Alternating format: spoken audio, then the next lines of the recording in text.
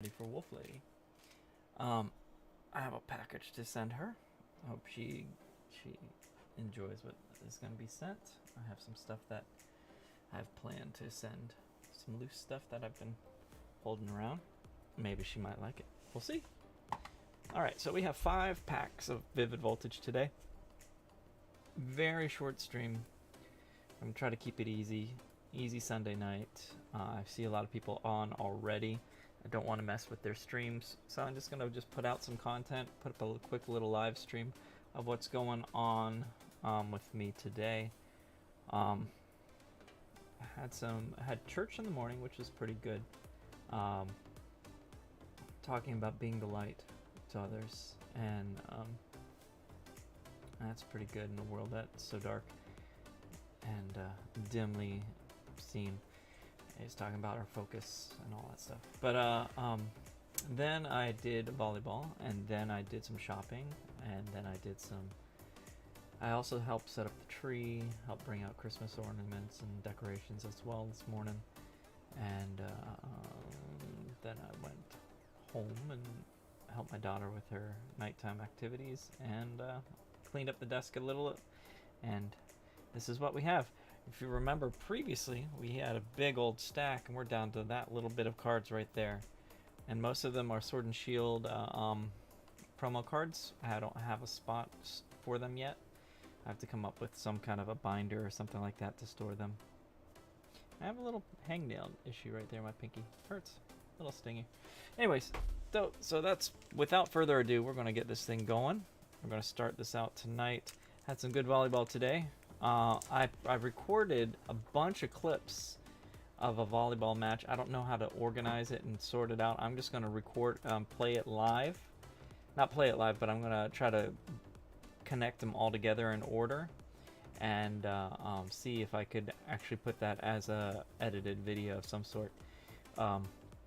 We had some Woody Ball playing, so I recorded the whole game, and like 5 to 20 second clips. So hopefully I don't get nailed for copyright, because each little clip has background music of a specific song, and I hope that doesn't screw up the song or the clip or whatever, because it's the music in the background was, was volleyball. So I might record. I don't know what to do, so we'll see what happens. I'll put it up there and see what happens. We'll try it before we're ready. Yeah, that's how it goes. So without further ado. Reason why I picked out Vivid Voltage is because these are legitimate packs. Got it from Minimax Gaming, and these are not packs that feel like they've been messed with. And I got a Chunk-A-Chuu in the last pull. So, as unlike the Brilliant Stars openings, the box feels messed with. Hey Arthur BPS, how are you doing today? Hope you're doing well. In the future, I'll be doing some drawings and giving away stuff, but tonight I'm just doing a quick little 5-pack open, and I'll give out all these code cards. All these code cards are going to be given away, so if you go into my Discord, send me a message. I'm going to give out all these code cards already. This is from 2 Arc boxes and a 2 Arceus V-Star UPCs and a Charizard UPC. So these are all the codes from all of those cards. I decided just to put them in my pack and not complain about it, just let it go. Understand all those packs were just garbage, and just take the hit. So I'm okay. How about you, Arthur? What are you up to? The first pack is a dud. Add it to the pile. Here we go. 1, 2, 3, 4. Yeah. All right. So we have green energy or leaf energy, or yeah, it's leaf energy. I don't have a light over here. Let's get this light over here. There we go. Get my camera in a better position. All right. There. Rest my hand so I could be done in a nice little location. Here we have leaf energy. So this is going to be a dud pack. The older packs are duds. I did order a bunch of new cards that are going to be coming in the next, hopefully, week or so. So I have Silver Tempest coming, a lot of Silver Tempest coming, And so we're going to be doing some of that, but I'm going to just piecemeal it out. I'm not going to do a big thing unless we get close to 1,000 subs. English is a little bad. Brazilian, awesome, awesome. I know some Brazilians, so that's pretty cool. Welcome to the channel. Yeah, my son's actually his stepfather is Brazilian, and yeah, and a good friend of mine, Karina. She and her brother, Frederico, or Fred, as we called him, I graduated with them. They're both from Brazil. Good people. Fred, unfortunately, passed away, was murdered, but Karina's fantastic. Great woman. All right, league staff. Charmeleon. All right. Pincurchin. Cottony. Mudbray. Slugma. Whismer. Execute. Wailord Reverse. And Donphan. Alright. Pack number 2. Let's see what happens.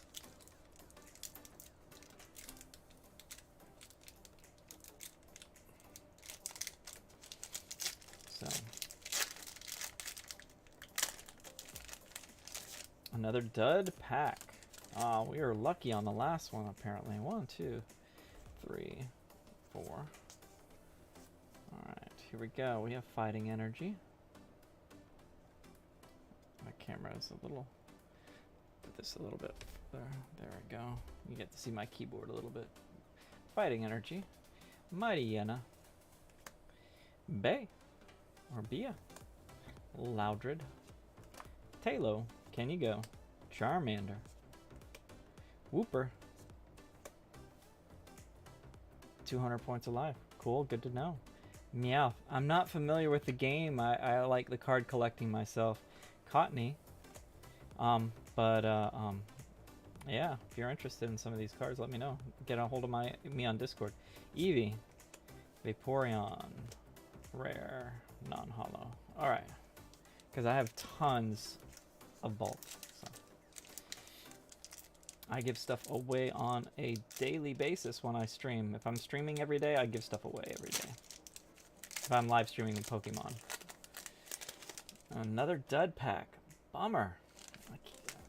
Okay, how about this? If I get 5 dud packs in a row, I'll grab more packs. Alright, here we go. 1, 2, 3, 4. Alright, we have Fire Energy. Metang. Giraffig. Alistair. Hey, Lord. Woobat. There it is. Taylogan. Can you go? How are you, man? I'm a little tired. Played some volleyball today. A little sore. Charmander. Played about 3 hours of volleyball. Whooper. And only rested 1 game. It was awesome. Meowth. Riolu. Lucario, rare, non-holo. Alright. I'm going to hold off on that Chunk-A-Chuu card. Let's go to Why Do You Have to Be So Rude?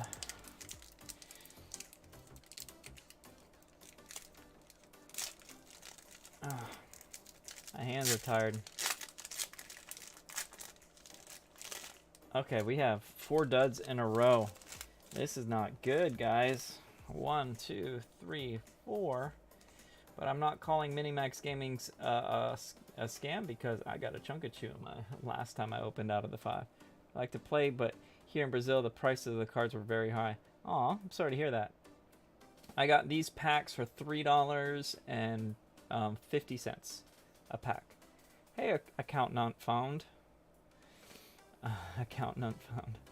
Alright. Hi there, account not found. Arthur. We got Fighting Energy. Crocorock.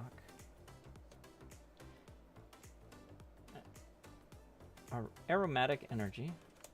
Swellow. Fellow. Mudbray. Poochyena. Charmander.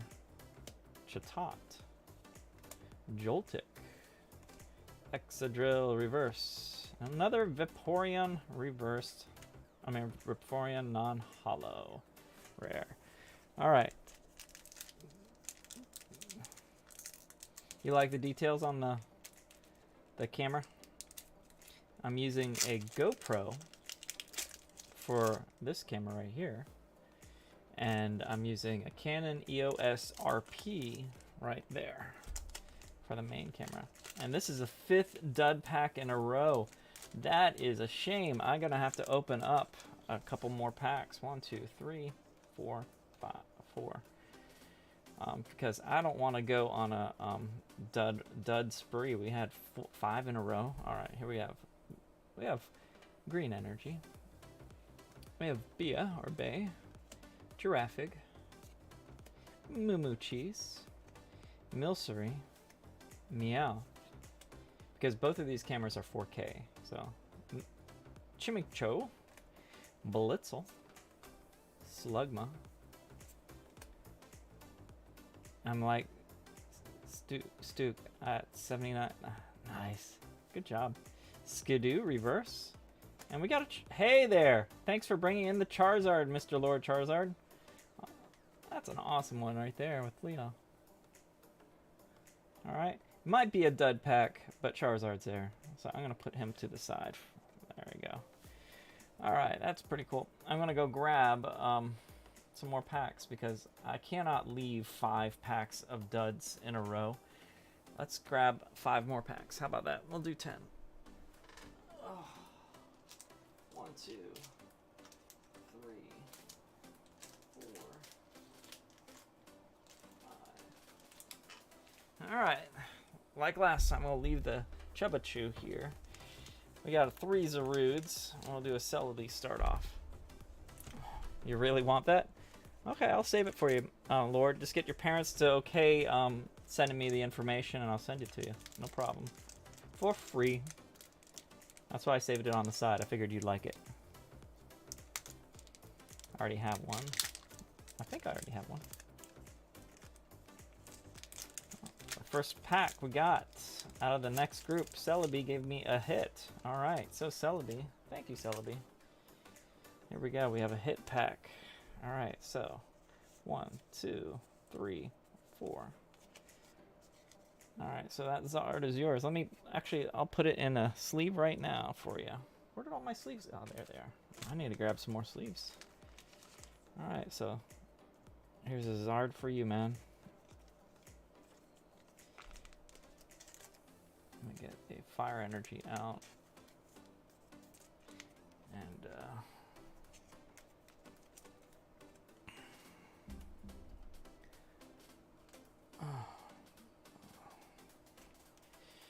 Lord Charizard.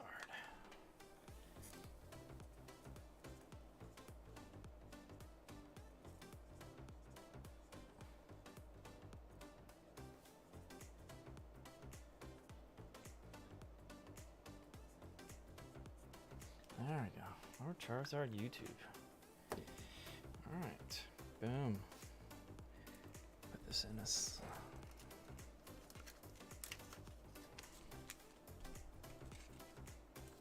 There you go. You got yourself your own little bag.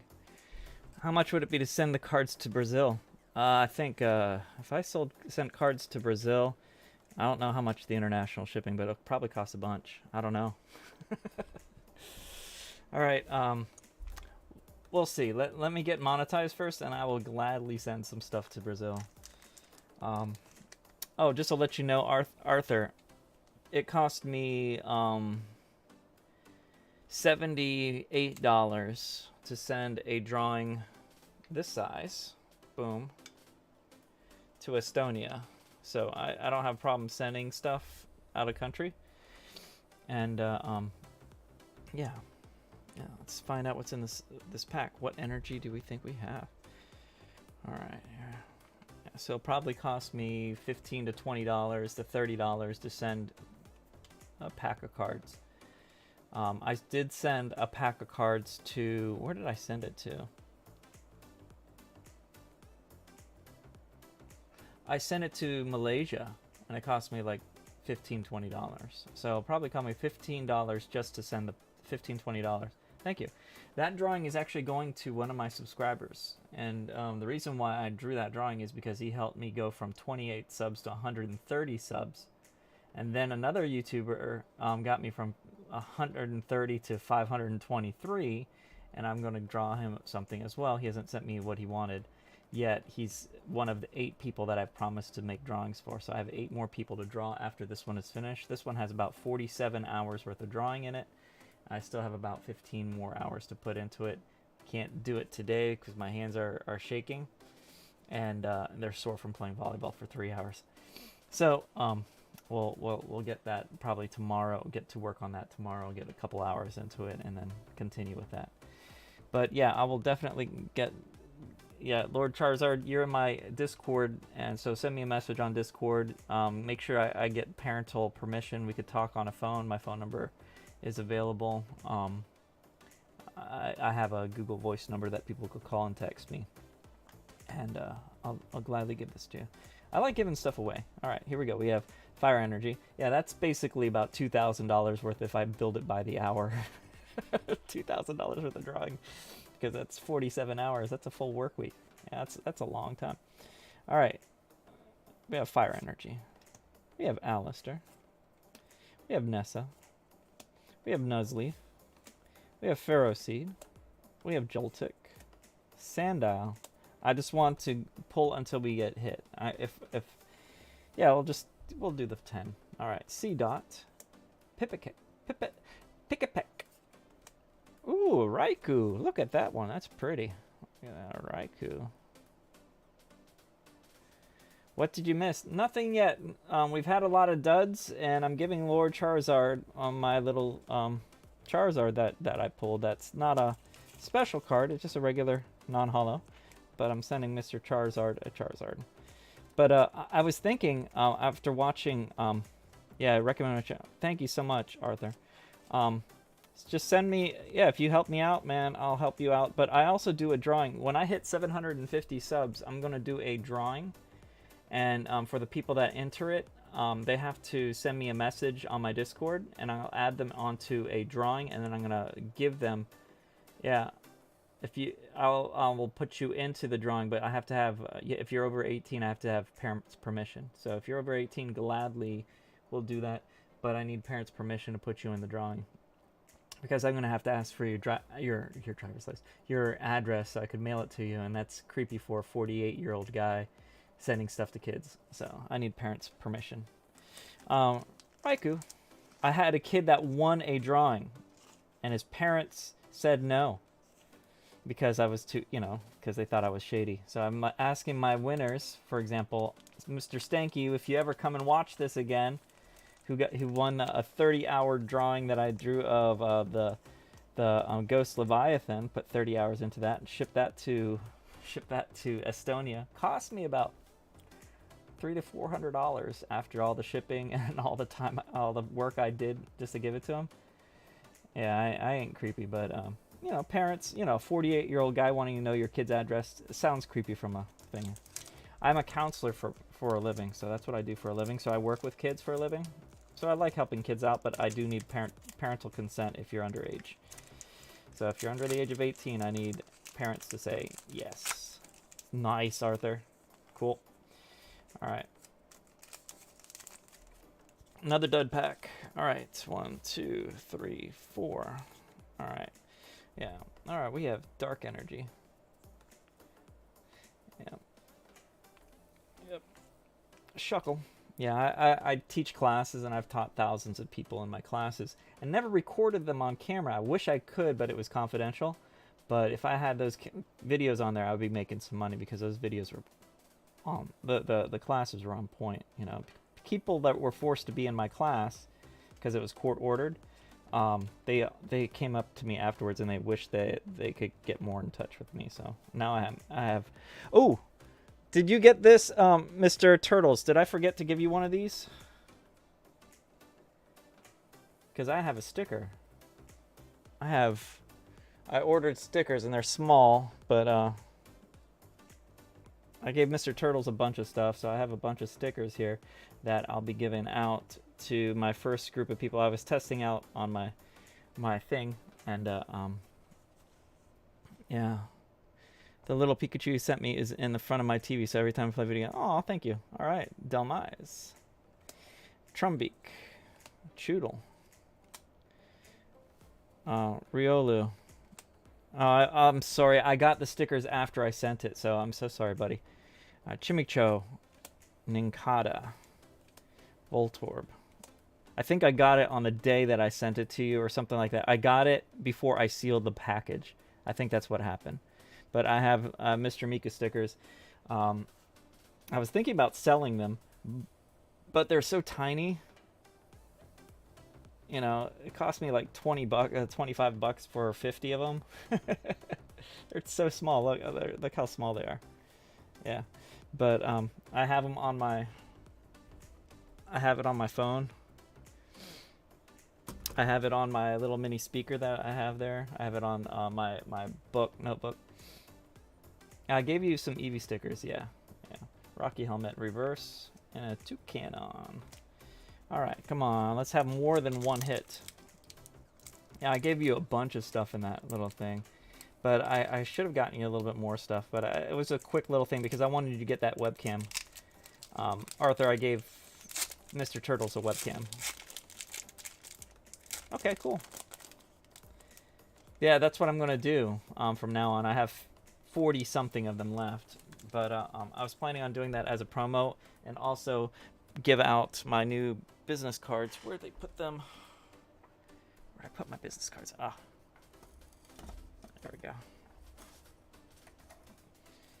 Did you get my business card? The new one or the old one? This is my new one right here. See, there's my number right there. If you want to ever call me or text me, that's my business number, so you could call me.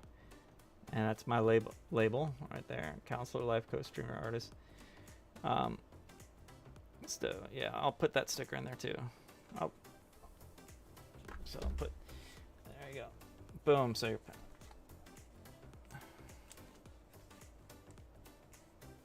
All right, there we go. All right, so here we go. Sandile. Yeah, if I have doubles and triples, you call them out, I'll give them to you. Sandile. I don't do any drawings yet or anything like that because I don't have that many people. So I'll hook up my early ones.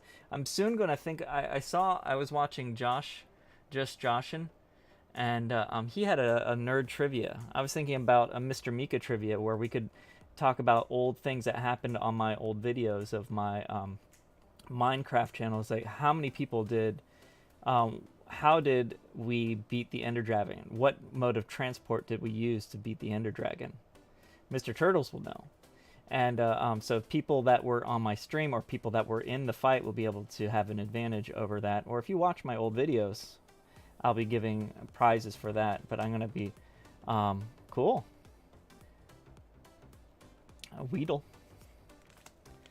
You're still missing my Lord Shaxx. Yeah, Mr. Turtles is going to be getting a Lord Shaxx drawing. Which I have not even got the basic stuff. I think what number were you, 3 or 4? Fampy. Exadrill. Because the next two I have are, I think is, I have to do Spider Pig, and then I have a Savathun. And I think Thomas won a drawing that he wants a Celebi with some art on it. And then somebody else wanted, I had some other stuff I had to do. Electros. I didn't do the hat trick, sorry guys. We have Fighting Energy. Shuckle.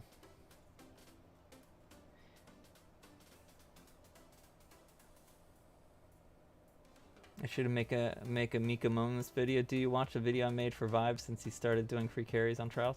No, I didn't watch any videos. I don't have any favorite legendary or mythic Pokemon. I'm old school. I'm a fan of Cubone. This is one of the arts that I love, even though this is actually the reason why I started buying Pokemon cards. If you look how poorly this card is done as far as the edges and stuff, this was in the crease into it. This is the reason I started buying Pokemon. My mom got really sick, and so she had to move out of her house, and my sister had to go take care of her.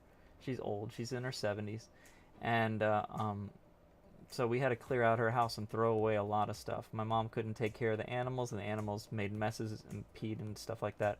Yeah, I like Cubone. I also like...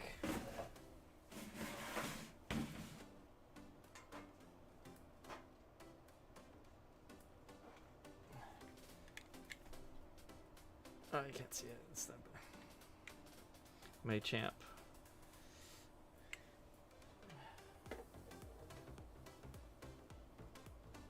My real favorite is the Hulk, which is not comic books. All right, so should have asked a long time ago. Yeah, I like Cubone. But we have Pikachu. I like Pikachu. We have someone who made a Mikachu. Mr. Stanky did a Mikachu emote. It's in my Discord. Hey, Poke Trainer Shane, how you doing today? All right, we have a Cramorant, a Drone Rotom. Oops. And we have a dud card thing. Ah, the Hulk plush looks so funny. Yeah. Oh, you should. If I could show you. See, I have. All right. Let me see how far this camera could move. All right. So I have a Hulk up there. I have a little mini Hulk right over there. I have Ando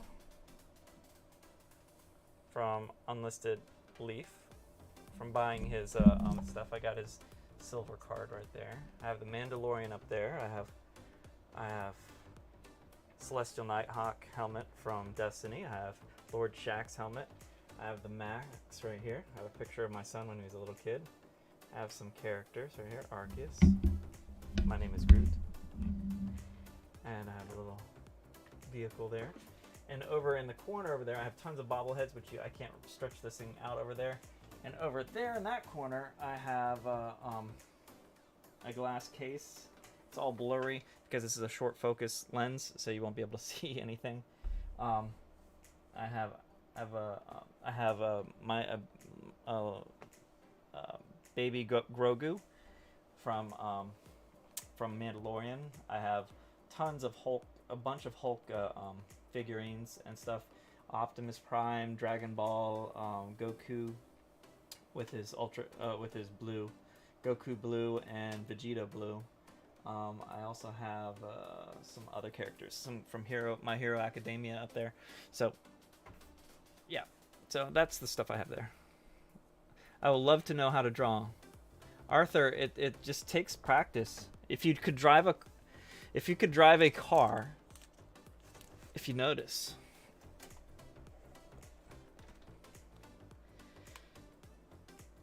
I have a Grogu right here. Oh, do I have a light switch? He lights up. I can't put him anywhere, but yeah. Alright, so we have Zarude. Yeah. If you could drive a car, you could draw. It takes more motor skills to keep yourself in the lanes and driving than it is to draw a picture. It's just a matter of practicing and practicing until you could draw perfect shapes. And that takes 10,000 hours worth of work. And if you practice right, another dud pack. Man, we just were so lucky when I got the whatchamacallit? The Chunk-A-Chuu. We have Green Energy. We have a Swallow Fellow. We have Zebstrika, Dusclops, Charmander, Chatot, Joltik, Cottony, Mudbray, Beedrill Reverse, Donphan. Alright, last pack with the Chubba-Choo. You can't draw? Well, it takes more muscle. This pack's a little sticky. This pack has some glue on the edges. Has this been repacked? Yeah, some sticky stuff on here. Alright. That's a hit pack, though. Alright. 1, 2, 3, 4. Alright. Alright, let's look at the edges on this one. Okay, seeing it's a hit. Alright, it's a little heavy on the left side. I mean, left to right. So right has heaviness right there. All right. All right. We have what? That's awesome. I don't know how to drive an aircraft. All right. We have lightning energy, ferrothorn, dusclops, rocky helmet, Nincada, Pickapek, Poochyena, Rockruff, Blitzel, Alistair reverse, and a Genesect. Alright. I don't like the hits. I want to get a good hit. You must also have to draw. Your hand gets tired after drawing for a while. Yeah. Yeah, it's just a matter of let me show you a quick little lesson. This is an art lesson that was not planned, so pardon the table for not being ready. Let me grab oh yeah, here's a notebook that I've been working on. A sketch for a friend of mine for her record album, or her music album. All right, so you got to see this thing. All right, so let me get past. See, my drawings start out really sketchy because I have to come up with some kind of basic stuff. So you start off with basic little shapes and direction of what you want to do, what kind of angle you want to do it, and then you come up with different type of poses, a different kind of angles of what you want to do, and then just doing some other ones, and then I add some Sharpie and come up with a bow and arrow for a nice little, I like that one right there, to do some kind of a drawing that, you know, I was trying to do some basic stuff. So if you want to do some art, all right, this is an art lesson. I don't know how to do this without making a mess here. I'm gonna go sideways here. All right, so pardon the thing. One of the things that you have to master are 3 different shapes. You have to practice doing a perfect square.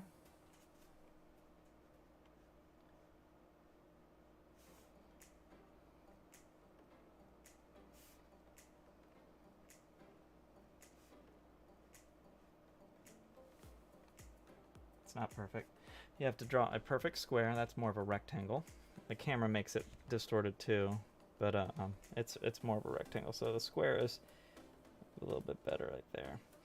And the reason why I use a pen is that you get to see your mistakes. All right, I'm doing this in a rush.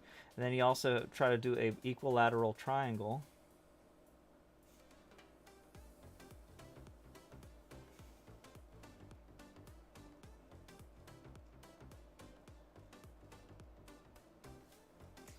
This is sketch. You know, try to do a perfect that, and then you try to do a perfect circle.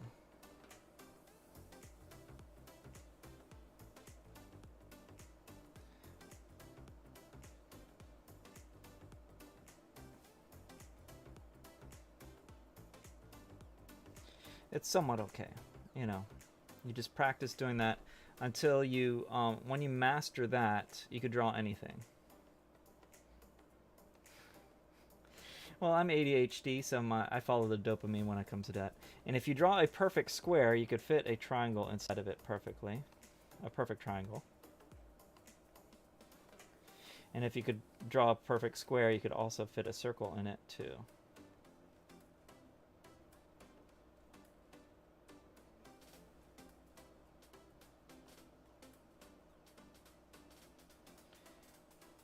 But again, my drawings are really sketchy, like that. And so you just have to practice until you do. My 7th grade art teacher taught me this in 7th grade. And he had us do full pages, 8.5 by 11, lines of squares in pencil. And we had like 13 lines. And then we practiced. And then we did a light version of the square to do the perfect triangle. And then we did that was another week's worth of assignment. Then we did perfect circles, and then we did 3D versions where you combine 2 of these. And for example, if you combine a square with a triangle, you get yourself a pyramid.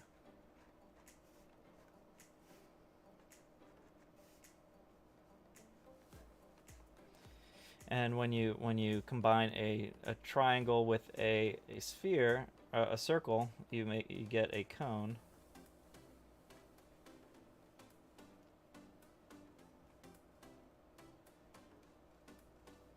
And when you combine a circle, you just have to do shading to make it a sphere. And if you combine a square with a sphere, you get a cup or a tube.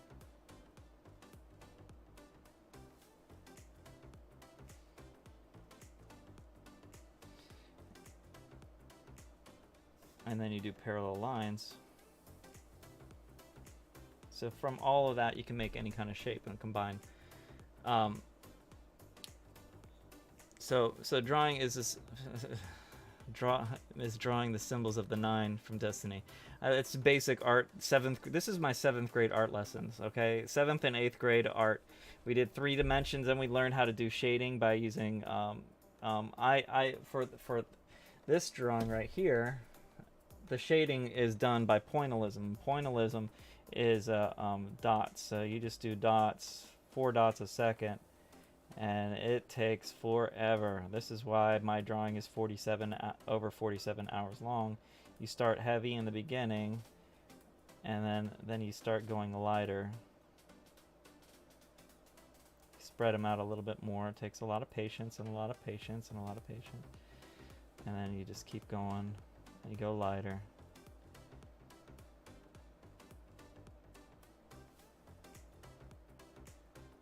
Again, this will probably take me 30-40 minutes just to do this one. Alright, so. And if the light's coming from this angle, so it's going to be dark over here.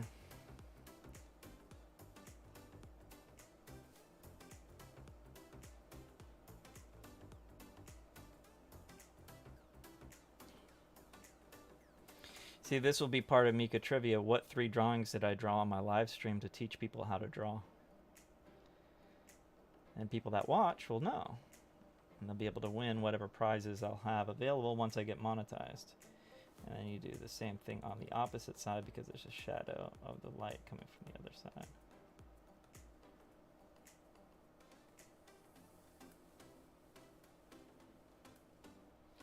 So something like that. And you get to, if you want to zoom in. Like that. But that's a basic, awesome. So that's basic drawing 101. That's 7th and 8th grade versus artwork right there. And then you do some combining where you make shapes of combined shapes. So this is basically circles, you know, this 3-rim binder is circles with squares or elongated squares. So this is a book. That's how you get a book to look 3-dimensional by, you know, combining those 2 rudimentary shapes. All right, so again, I'm disappointed in the fact that I didn't get any good hits out of that. And seeing that I do have, I'm gonna fix my camera here real quick. Seeing that I do have a bunch of packs of thing, I'm waiting until I could get at least 1 solid hit. So I'm gonna grab 5 more packs. How about that? Seeing that we have a bunch of people watching. You're heading off? I gotta go. Almost time for work. Okay. Take care, Mr. Turtles. I will see you later. Let's grab 5 more packs. 1, 2, 3, 4, 5. All right. So let's do the Chunk-A-Chuu last, and then let's do 5 more packs. Celebi had a hit last time. Let's do a nice Celebi hit. Hopefully we get a hit out of this.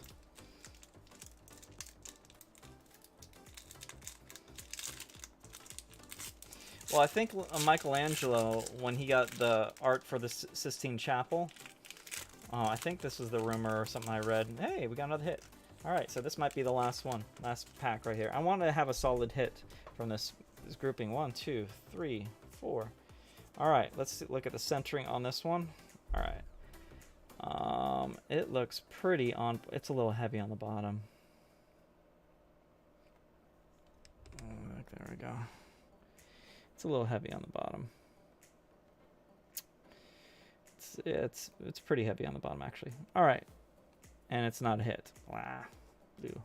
Oh, we have dark energy. What time is it here? It is 9:04 p.m. for me. We have darkness energy. Swoobat, there it is. Do you want diddy diddy dum diddy do? League staff. Oshawott doodle all day. Pineco. Clefairy. Tynamo. Milcery. Beldum, reverse. Zero Aura, hollow. Alright. Boom. Alright, let's do another one.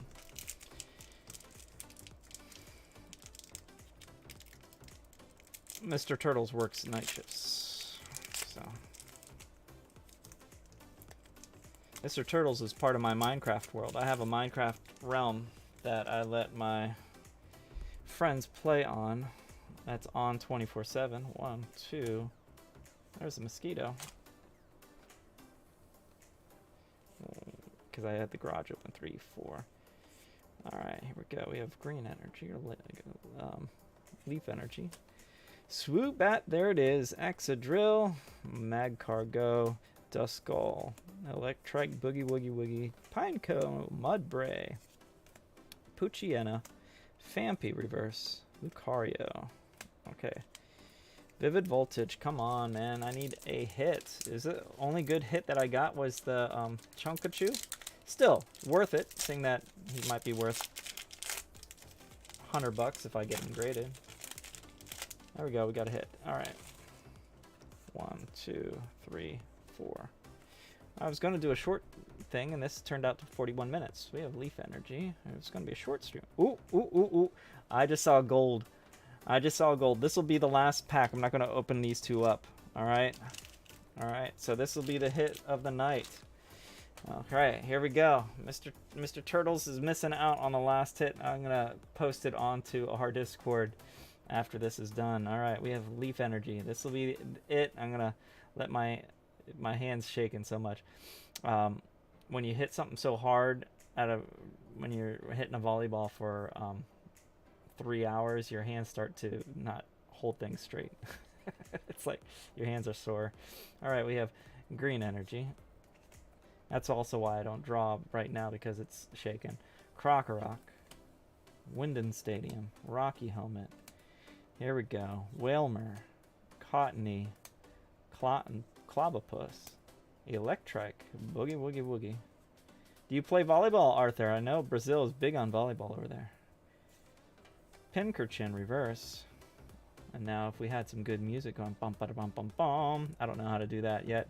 Eventually I'll learn how to do that and press the buttons and celebrate. But here we go. Last pull of the day. Obstagoon Gold. It may not be that big, but I do not have him. Obstagoon Gold card. 198 out of 185. Anyone know the value on this one?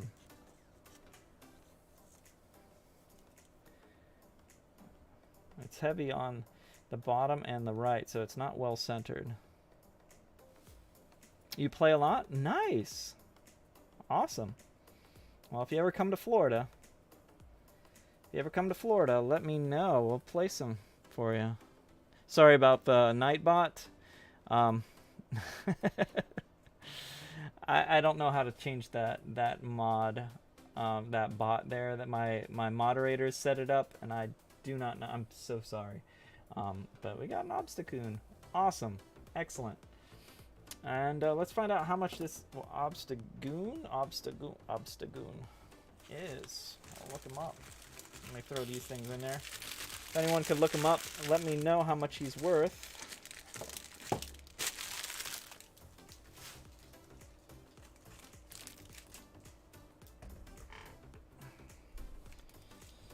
Alright, let's look him up. Obstagoon. Alright, here we go.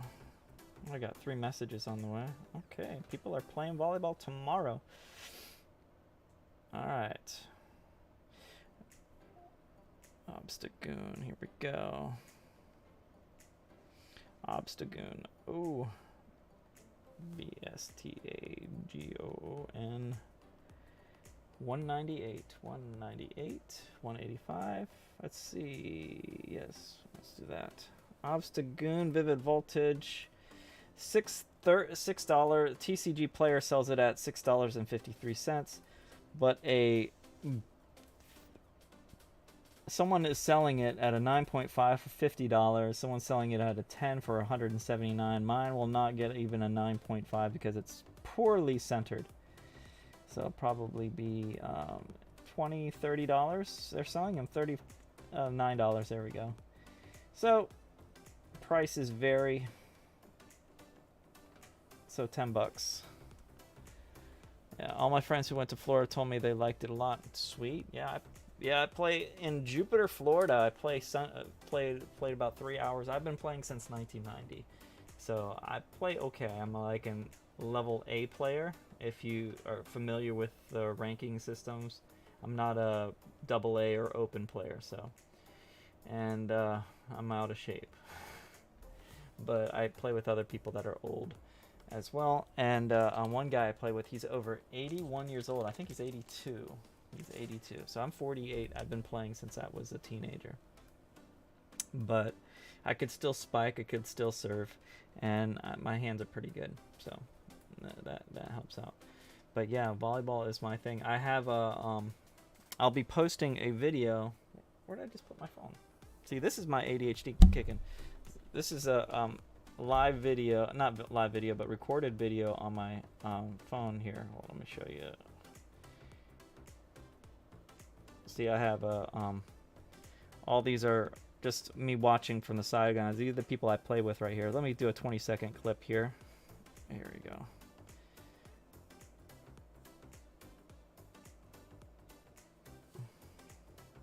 It was us playing today.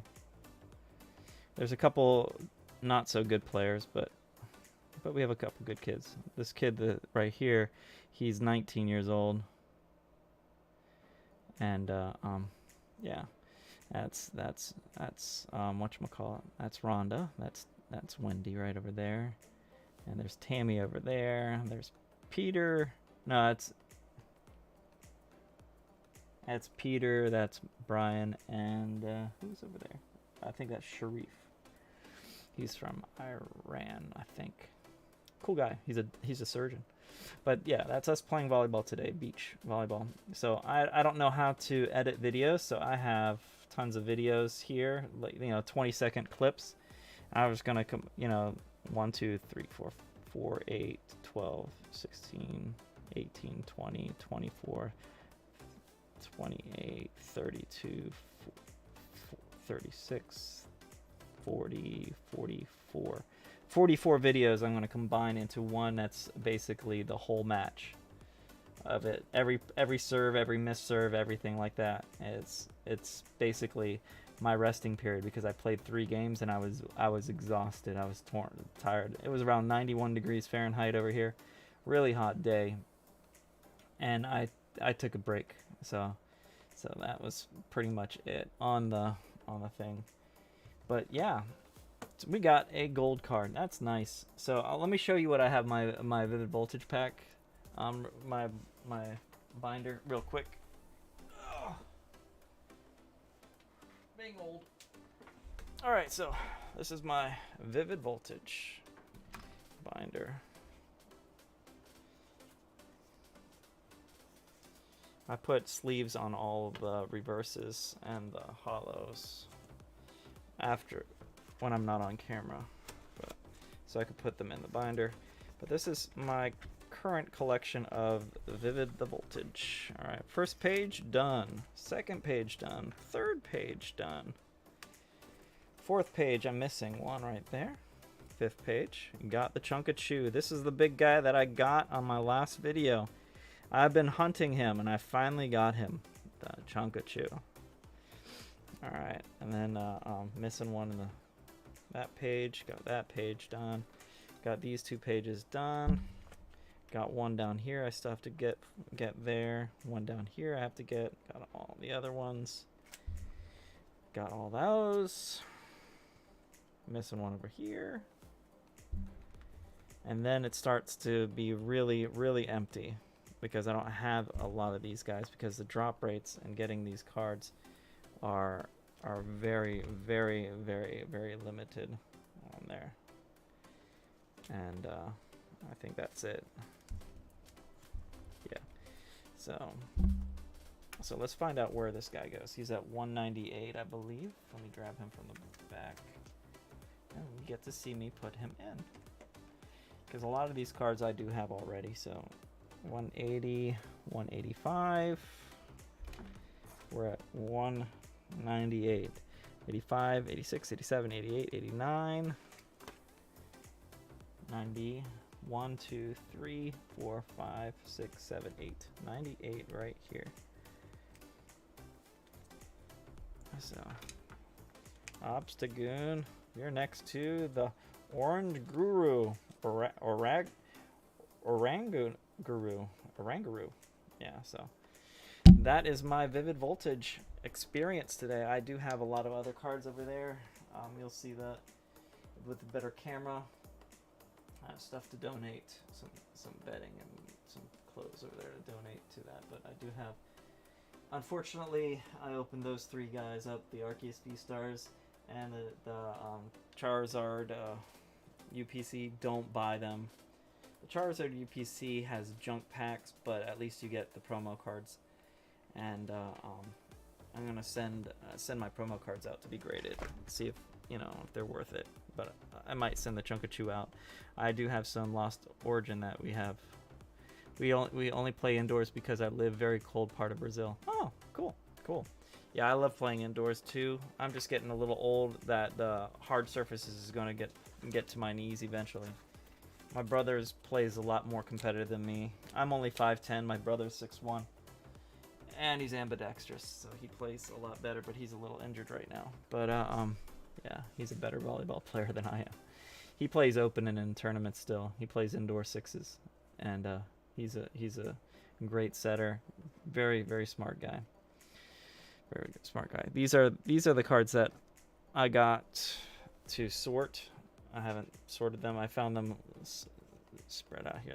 These are just loose cards that were just stuck on the table that I haven't put them in their corrective stuff. But these are the Sword and Shield promo cards that I have yet to put in in a folder yet. So we have Eternatus V, Tyranitar V, Pikachu V, Eevee V, Gallade V, Espeon V, Umbreon V, Empoleon V, Sylveon V, Eevee VMAX, Charmander from Pokemon Go, Bulbasaur, there's my Charizard V from the. It's a pretty well centered card. It's heavily centered on the bottom though, so it's not going to get a 10. Charizard VMAX looks pretty good on the front. On the back, heavily centered on the bottom, so it's not going to be a 10. And then we have the Charizard V-Star. Again, heavy on the bottom, so it's not going to get a 10. Alright, we have Empoleon V, Sylveon V, Umbreon V. If you notice, Espeon V, I have a bunch of the doubles because I've opened a 4-thing tin from Costco. Bolton V, Shiny Cramorant V, Shiny Dragapult V, another VMAX, Crobat VMAX, Crobat V. So all those cards are going to be into some kind of a tin, and I have extra metal cards here that I'll put somewhere. I don't know where I'm going to do there. So these are going to be sorted. I haven't put a folder up yet, but what was I going to do? Yeah, up top right here, you could see up there, that's that 4 tins right there.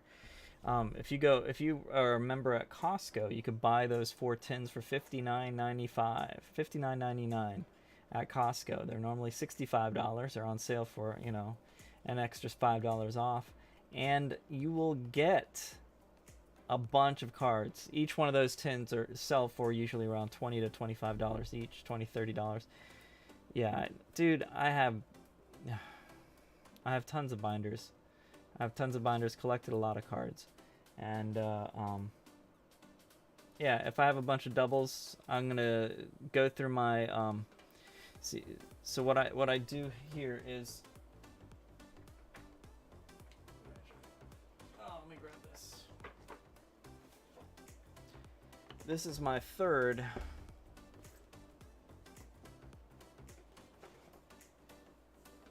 This is my fourth. This is my fourth box of Vivid Voltage for my bulk. So what I do is my organizational system. I'm not a pro organizer collector person. I put my bulk here, you know, regular bulk cards.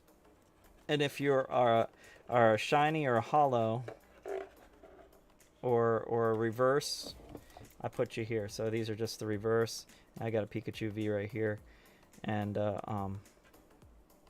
some hollows. So I put those in the top right there, and I have three others full all the way to the top. So I don't have these in order or organized. I just put bulk here that don't fit, you know, that don't go into my folder. If you're a hollow or reverse or a V card or anything, I put that in here, and then I'm deciding on giving them away, on doing some drawings, doing some trivia, doing some kind of way to for people to win stuff. And you know, Lord Charizard, just by asking, got that Charizard there. So people could ask and they could get stuff. So let me know if you want these codes. Get a hold of me through my Discord. Join my Discord. You'll get to see more of the art that I do, and you get to see more of the oops, so someone didn't get the code there. These codes will be given away I'll be splitting them out tonight, between the people that ask for codes tonight. So I think there's at least 2 people asking for codes, so I'll be giving them away.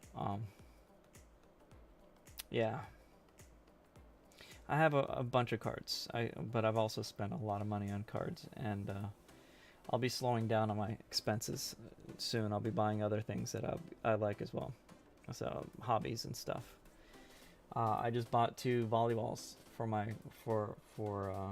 me to play more beach volleyball, and so I'll have that because I have 3 grass volleyballs that I play with. They're different that I play in grass, and I do have an indoor volleyball up there. You want to see up there? They're sitting on my shelf right there. I have it on ball holders there. I have a old beach volleyball, the old AVP beach volleyball that was, you know, $70 back then. Now it's an old ball. They don't use that anymore. And now they have another ball that's $70 that I bought 2 of them from Wilson. They're orange, and I got 2 of those for a deal. Can I get the codes? I would like a lot. Just send me a message on Discord, and I'll split all the codes with you and the other guy that asked for the codes. And that is, how many codes are there tonight? So I'm combining 3 UPCs. 1, 2, 3, 4, 5, 6, 7, 8, 9, 10, 11, 12, 13, 14, 15, 16, 17, 18, 19, 20, 21, 22, 23, 24, 25, 26, 27, 28, 29, 30, 31, 32, 33, 34, 35, 36, 37, 38, 39, 40, 41, 42, 43, and 44, and 45 codes. That's a lot of, the only way you can play 45 codes. So, yeah, just check in with me on a daily basis. If I'm doing a live stream every day, I open up some packs. I was planning on only opening up 5. I ended up opening a bunch. And I cleaned my desk up from the 3 UPCs that I was holding to decide. Yeah, but send me a message through my Discord. I will gladly split that between you. Let's see who's asked for it right now. Let's see where I'm at. Let's see who's asked for codes today. Bertolas. Hey there. I'm adding you as a friend, Bertolas. Awesome. All right. And yeah. All right. So all right, it's your boy. Said he'd try to be on the stream. Just joshing. He didn't want it. Penelope, no. Wolfley, no. one person has asked for codes today, so 2 people. So that those 45 will be split between you and Aliaumi 59. Those are the 2 codes. I like your live. You're here live that you do. Oh, thank you. Appreciate that. Again, I'm new to the lives, but I do a lot of lives. So I'm new to Pokemon. I'm also new to YouTube. I've only been doing this pretty much since January.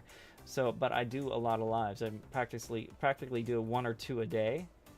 So I've been on for a while, and I have thousands and thousands of hours watched, and I just need the subscribers now. I just need 1,000 subscribers, and then I'm going to get paid. And that means all that money is going to go back into my videos and go as rewards, because I'm right now paying for this out of pocket. So any questions before the end of this stream is done?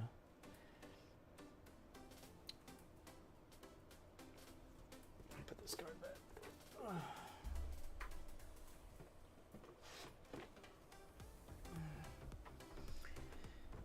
Alright, so all this bulk is going to be checked in against the thing. All these cards are going to get their nice little sleeves. So I'll start putting them in sleeves right now. Got another thing of sleeves here. But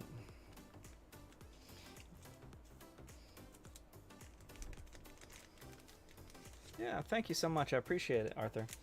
And if you're good with Discord or good with editing or good with stuff, I'll definitely need some support in the future, and have no problem sending stuff to Brazil. And if you need specific cards and stuff, I'll gladly ship stuff over there. It's just going to cost a lot of money, and better way to do it is when I get monetized and I could pay that my videos will be paying for my shipping, because right now I'll be shipping stuff. There's a young lady named Wolf Lady who's on my stream who wants to have some stuff from my bulk, because from child abduction, Duval County. Oh no. Okay, a child got kidnapped in Duval County. That's horrible. It's horrible. Send a prayer out there. It's horrible. So sorry to hear that. But oh yeah, I'm sending out some stuff to Wolf Lady because she's gonna pay for. I'm giving her a good deal. I need 2 more. Let me go get some more things. I'm giving her a good deal.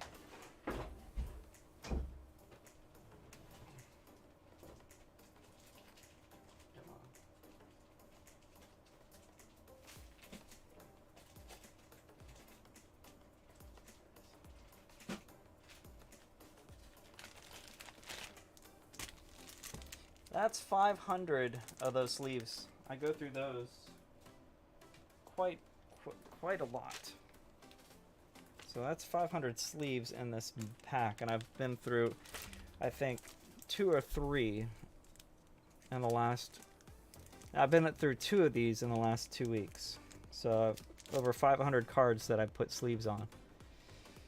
So I have a lot of cards that, I need to go through and figure out what I'm going to give away on my drawings when I do the live streams. I haven't figured that out yet. I'm watching a bunch of YouTubers that do it. You know how to do photos too? Cool. I know how to edit, and oh dude, that will be fantastic. I only straight live streamed because I don't know how to put in all that stuff. And you could see on my submissions, I had a professional YouTuber do a video of a 2-hour fight that I had with one of the end bosses in Minecraft, and he edited it, and it was quite funny, and got like 1,100 views on it. It was my Minecraft video, but I have hours and hours and hours and hours and hours of those books. Yeah, dude, man, I I will plug you and chip you. If I make money from those videos, I will be. I'll hook you up with a lot of stuff, man. I'll definitely put you in on. If you're helping me make money, I will help everybody around me, including you, to make some money off of this. This could be definitely beneficial. So look at my videos. If you find anything that you want to do some editing on, you have full right to upload and download and do some editing and show me what you got, and I'll definitely put you on our group. When you're in my Discord, I'll hook you up and make you a mod.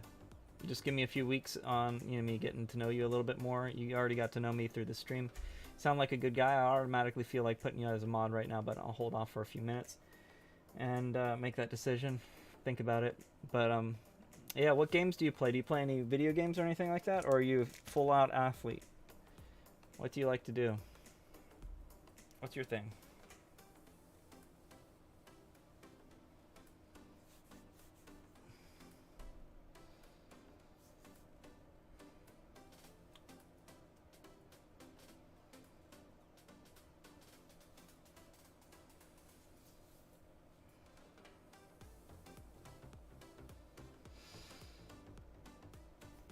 Doop-a-doop-a-doo.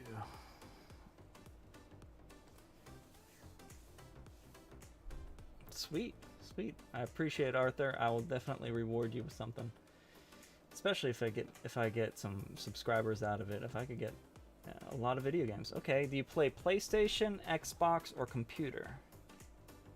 Because I have a PS5. I have an Xbox One over there. I have a Switch right here, and my computer right there. That's my computer setup. Yeah, my PC's not that well. It's a $800 PC that I put together and built myself from watching Linus Tech Tips, and I put some extra parts in there. So my thanks to Linus, I built my computer. I have my old computer right here. Boom, right here. This is an old computer. I spent about $2,000 in parts. That's old. That has an old thing from Minecraft in there that I want to put that Minecraft into my hard drive. I have 2 hard drives right there, and be able to play it on my computer. But I don't know how to transfer the old Minecraft file onto the new computer, because this is the Minecraft before this is Minecraft save file that was before Microsoft bought Minecraft. So the old file is different, and I can't find it in the old computer. I could play it. You could buy a car from a PS5. Oh yeah, I love Linus Tech Tip videos. Yeah. You could buy a car from a PS5. How much does a PS5 go for there?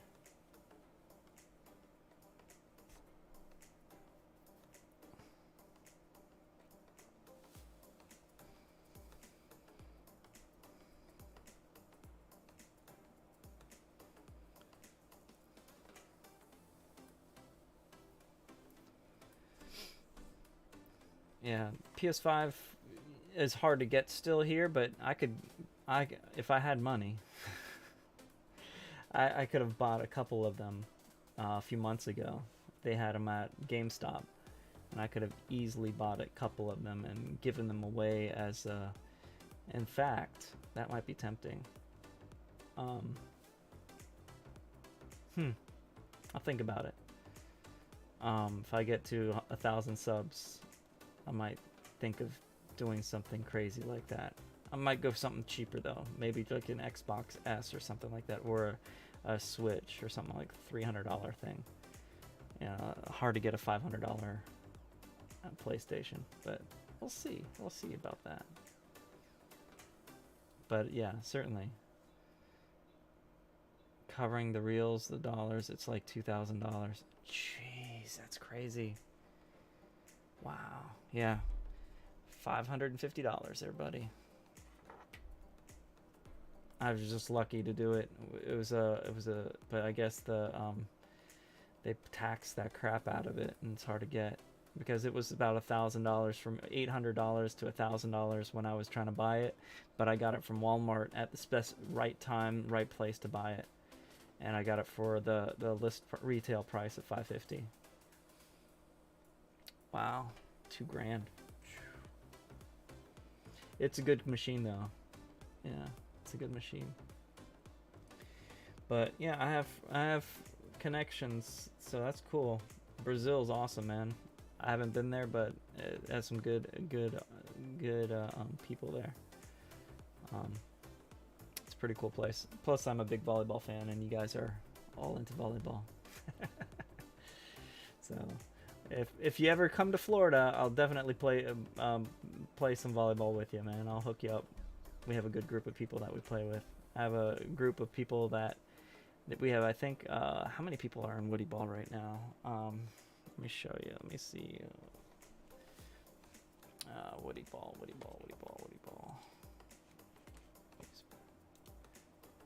see here. Woody Ball group.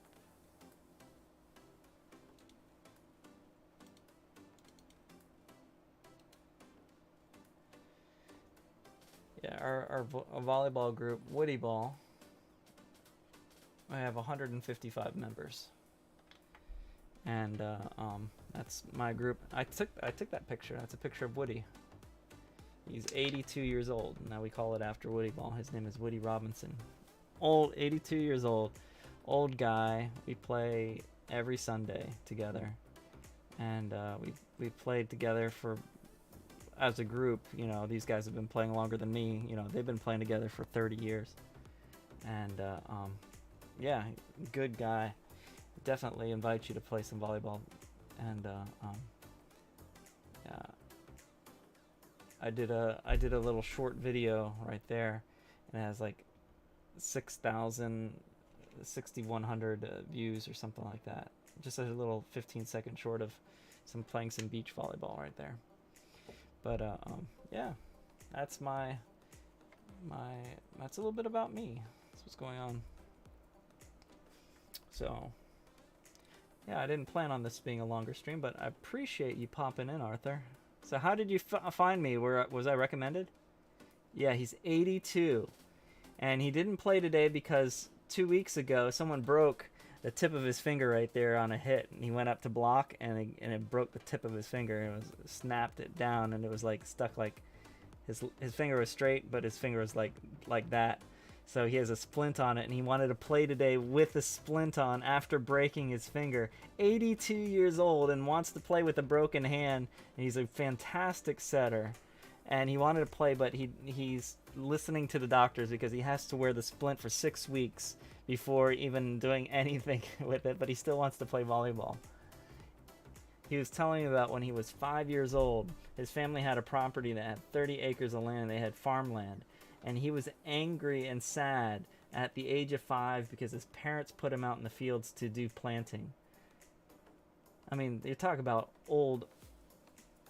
I find you searching Pokemon videos. Awesome. Cool. Yeah, he's fantastic. He at 5 years old, he remembers being upset that his parents were forcing him to work in the fields at the age of 5. I'm like, man, that was a different generation. And I said, yeah, when we were kids, we were out playing building tree houses and forts and stuff. And we came in when it was darker, when we wanted food, and we were out all day. No parental supervision. Now, if you do that in our society, you're called a neglectful parent, and you could lose your rights as a parent. The guy's a tough, amazing guy. He was a rocket scientist too. He's brilliant. He worked for a company called Simla Pratt and Whitney, where they built rocket engines for the military, for commercial. So you're talking about missiles and rockets and stuff like that. Big things. He was a rocket scientist. So he's a hard, cool, one of the nicest men you'd ever meet. But he's just like a very strong guy. Played volleyball 3 days a week. 2 days a week on beach, 1 day a week on grass, and he's there every Sunday for the last 30 years, even during COVID. He's one of the strong. His brother was 96 when he died, but he died of COVID. But at 96, he was 96, still. But yeah, he's a fantastic guy, very, very, very generous guy. Rocket science, yeah, he built rockets for a living.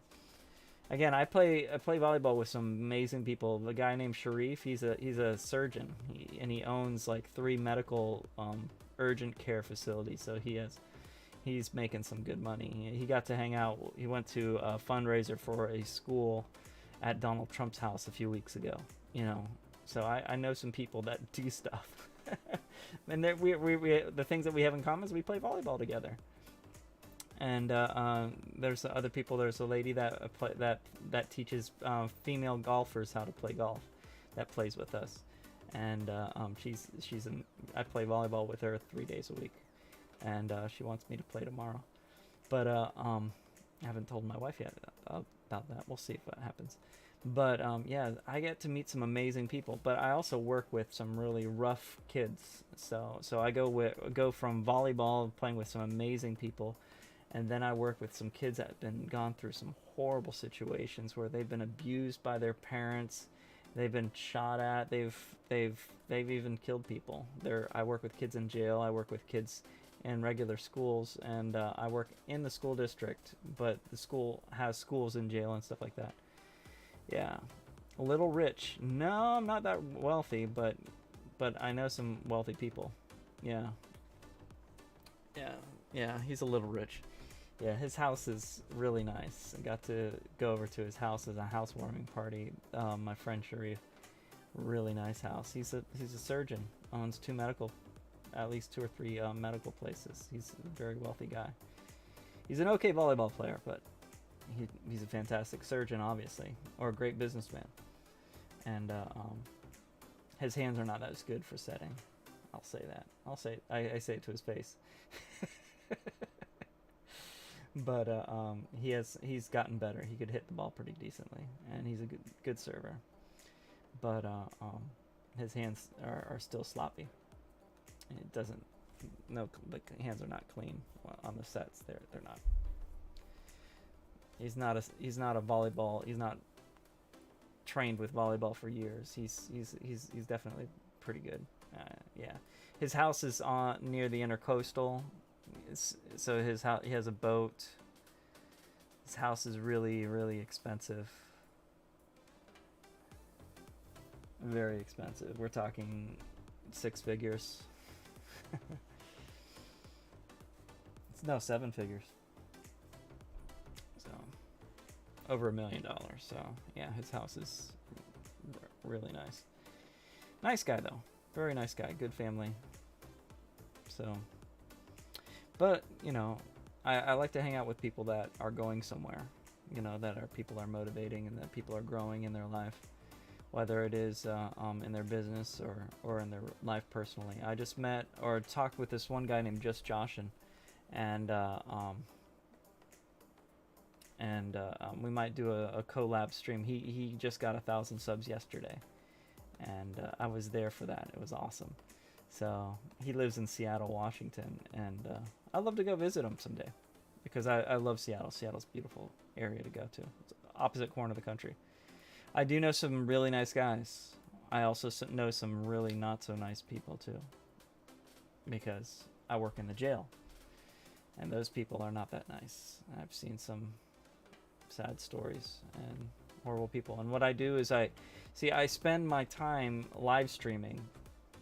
Straight out of work, straight out of time with family. After I spend my time with my family, and I go for my time to decompress and deal with the stress of the day and deal with the stress with my job and life, I then go play on the games, and then I don't learn how to edit.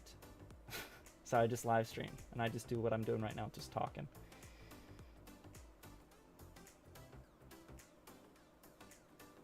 I understand. Yeah. Yeah, you just got to be very careful with that toxicity, man, because you become who you hang with. And the toxic nature. There's a guy by the name of Henry Cloud. He wrote a couple good books. One book is called Boundaries, and another book is called Necessary Endings. I've read Boundaries. I haven't read Necessary Endings. But he has this, there's this video that I think I posted, and let me rehash it by doing this little thing for you. All right, I saw this leadership conference that Henry Cloud did, and I'll do the story right here.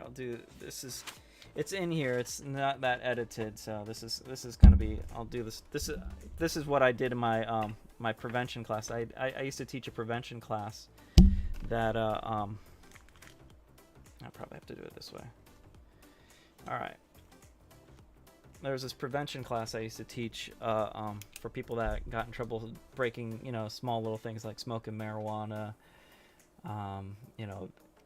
Back in the day, it was illegal to do that. Stealing or something like that. Oh, that's good. I should probably watch that. I don't have the time, literally. As soon as I finish with this video, I'm going to stock up those cards right there. Possibly jump on the PlayStation and play maybe Destiny if my brother's playing. And then go to bed. And then tomorrow morning, I'll be working with my clients. Then I get back home, spend some time with my daughter and my wife. And after my daughter goes to bed tomorrow night, around 7, I do a live stream opening some Pokemon cards. Then I play video games till I get tired, go to bed, rinse and repeat the next day. So I use this as my therapy, as my outlet of getting rid of the stuff. But yeah. So okay, here we go. Once upon a time, there was this guy. All right.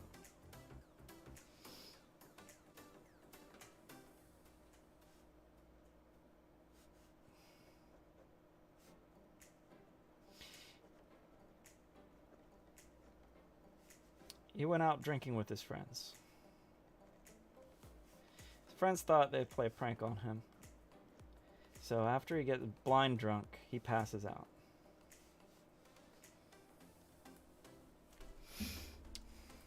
So he's out cold, and they decide, I'll be here tomorrow. Awesome.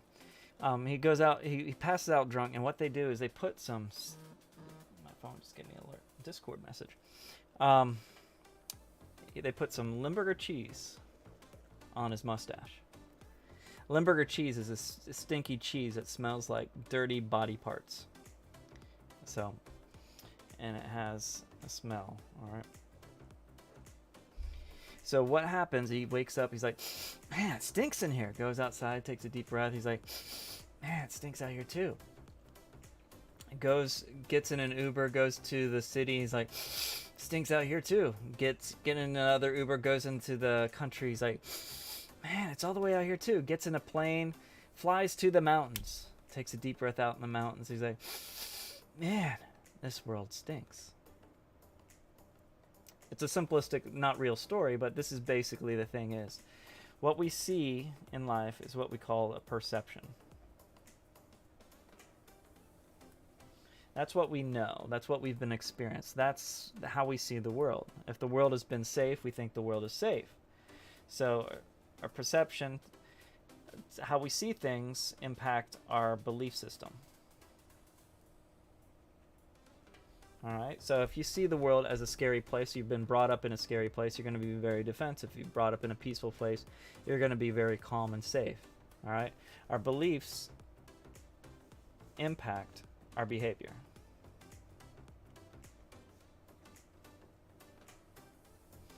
So how we believe is how we behave.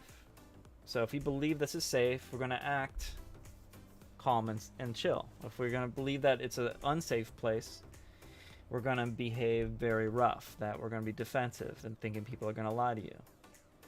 And as a result of a behavior, which are our actions, we have what we call consequences.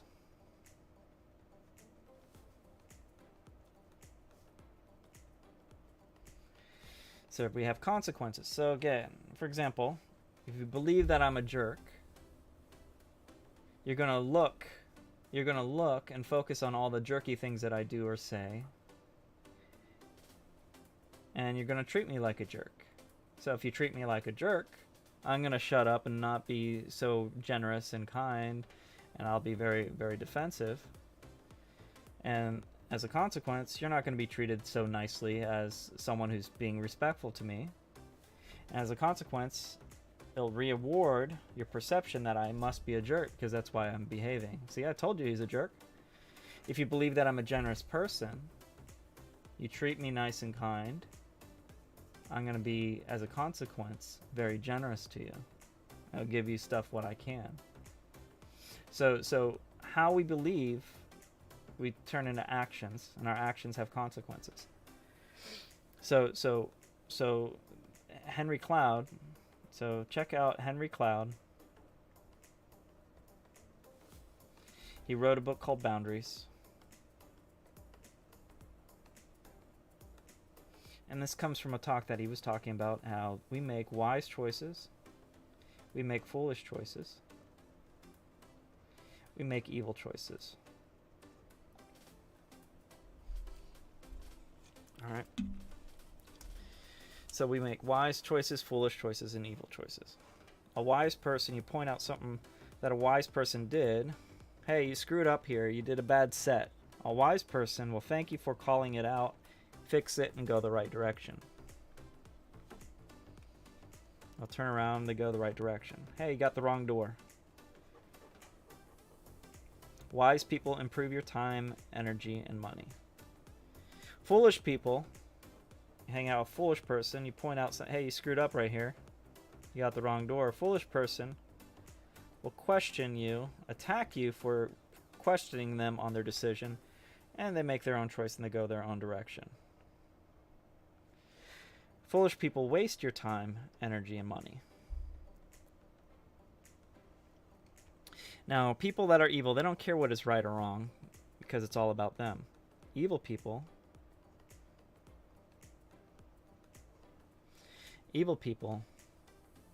will destroy your time, energy, and money. Evil people, it's all about me. I don't care how fast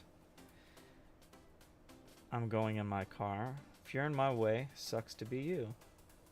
And they create a splatter effect of everyone around them. They destroy the lives of around them. So the friends that you have that are toxic, they may just be making foolish choices. And what you do with foolish people, you give them boundaries. Say, hey man, I'll hang out with you.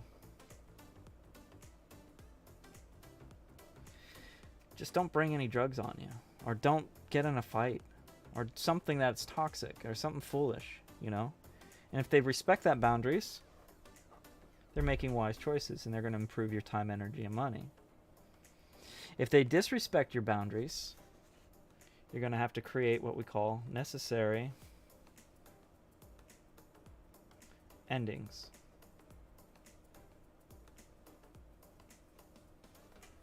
Where you cut them completely out of your life. And that relationship has to be a necessary ending. Because if you hang out with people too long, they're going to destroy your ability to have a job. They're going to destroy, if you hang out with evil people for too long, they're going to destroy your time, energy, and money. Your ability to have time, energy, and money is going to be gone because you're in jail. You're dead. You lost your wife. They hooked up with your spouse. They hooked up with your special significant other. They destroyed your marriage. They destroyed your job. They destroyed your family. Foolish people will just waste your time, energy, and money. And I'm trying to spend more time with people, less foolish people. That's why I have a rule on my Minecraft server that if you're a middle schooler or younger, you're not allowed on because they do a lot of stuff that wastes my time, energy, and money. I don't want to have to reset my server. Wise people got me from 28 subs to 504 or 505. I don't know where I'm at right now. And if they stick with me, we're all going to grow together. And I'm going to reward them because that's wise. Because if I reward them, they reward me, and we all grow, you know, we keep each other going up. We keep going and getting stronger, faster, and smarter together and making some money. And the money will allow us to be more generous. I'm not trying to be greedy. I'm trying to be generous. I like how Mr. Beast is so generous with a lot of people. He's done some things that I don't agree with, but he's very generous with what he's doing. He's very smart with YouTube. And if you could, you know, find somebody in your life that improves your time, energy, and money, don't lose them. Reward them. Put your energy into them and try to build their life up. Because if you spend more time with them, you feel more energized. You feel much better from hanging out with them. And if you're kind, being kind, you know, that's a superpower. Just being kind. Because everyone is going through something. Everyone's fighting a battle. I'm fighting a battle right now with a lot of stuff that's happening in my life. And I made a lot of mistakes. I've said stupid stuff, and I get myself in trouble, you know, and then I have to apologize and make it right and try to help other people. And soon, you know, we're going to be hitting 1,000 subs. I want to hit 750 by Christmas. That's only a few days, a few weeks from now. Less than 30 days. Can we hit 250 subs? Well, if I hang out with wise people and stop numbing myself and foolishly wasting time on video games, maybe I will learn tonight how to do better editing. Maybe tonight I will learn how to do what I need to do if I make the wise choice, if my friends encourage me to do the right thing. But sometimes life gets so frustrating and exhausting and painful because, you know, there's a lot of pain that's happening out there with everybody, including there's no one immune from pain, no one immune from suffering. And suffering is a choice. We're going to get pain, but we choose how long we want to fight against the reality that we say, I deny that I'm going through this horrible situation, rather than accepting it, going through the storm, get wet, endure, dry off, learn your lesson that you needed to learn so the storm does not have to repeat itself. So we got to be wise, and I got to be wise too. So when I get that email from Lord Charizard's mom, I'm going to be mailing this to Lord Charizard as a thank you. Oh, if you play, do you play Sword and Shield Pokemon? Question. Because I have 3 codes I still have to give away. You could have them. Just send me a message on my Discord. I will gladly give this to you. For free. No strings attached. I'll scratch it off and send you the pictures. Right now, they're not scratched off. They're still brand new. So this was given away from me from GameStop because I bought so many Pokemon. They gave it away to me. So if you want those codes for Sword and Shield, I'll gladly give them to you. But that's pretty much it. Any questions? It's my little lesson of the day. That could be edited out on a little separate video, and you guys will be able to learn. That'll be a good Mika clip right there. Wise, foolish, and evil talk. I have it separated as well. It was one of my earliest videos, but doing it live, you know, with interacting with somebody. Sorry, burping. So interacting with somebody makes it much more fresh and much more genuine and authentic. There's a awesome author by the name of Brené Brown, and says authenticity opens up the authenticity of others. And you guys will definitely recognize if I'm being dishonest or not the longer you hang out with me. You get to know if I'm telling the truth or not. And truthfully, I want to help people. And if I could help you guys eventually help me. And the world will be a better place. I'd rather have a better place than a bitter place. So that is basically it for tonight. I am a little tired, but I appreciate the time. I put a 5-pack.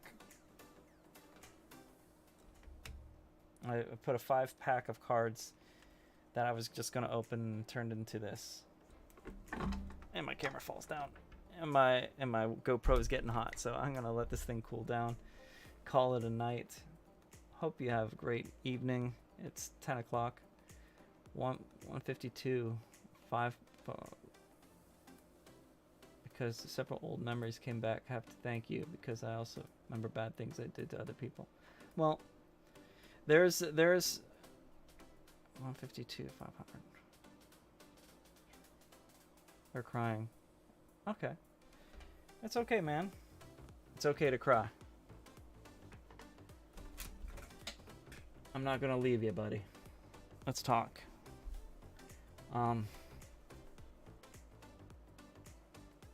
You did bad things to other people. Well, I've made some horrible decisions as well that cost a lot of people a lot of money. When I was a teenager, I took things from people that I shouldn't have taken. I've damaged things from people that I shouldn't have damaged. And it came back to me. Oh, it's okay. It's okay, man. I appreciate the translation. But I'm glad that you're able to understand what I'm saying,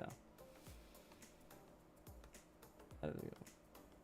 No problem. That's okay. No problem, man. That's awesome, man. I'm glad that you're... Dude, I'm glad that Google has opened up the opportunity for us to translate and talk from different cultures and different backgrounds. Alright. So I'll put this right here. So, let's try to get this thing from falling. The camera's get cat onto the wire here. There we go. There we go. Better camera angle. But yeah, let me close the other thing here. Let me close this one right here. Close the Canon. Boom. There we go. So,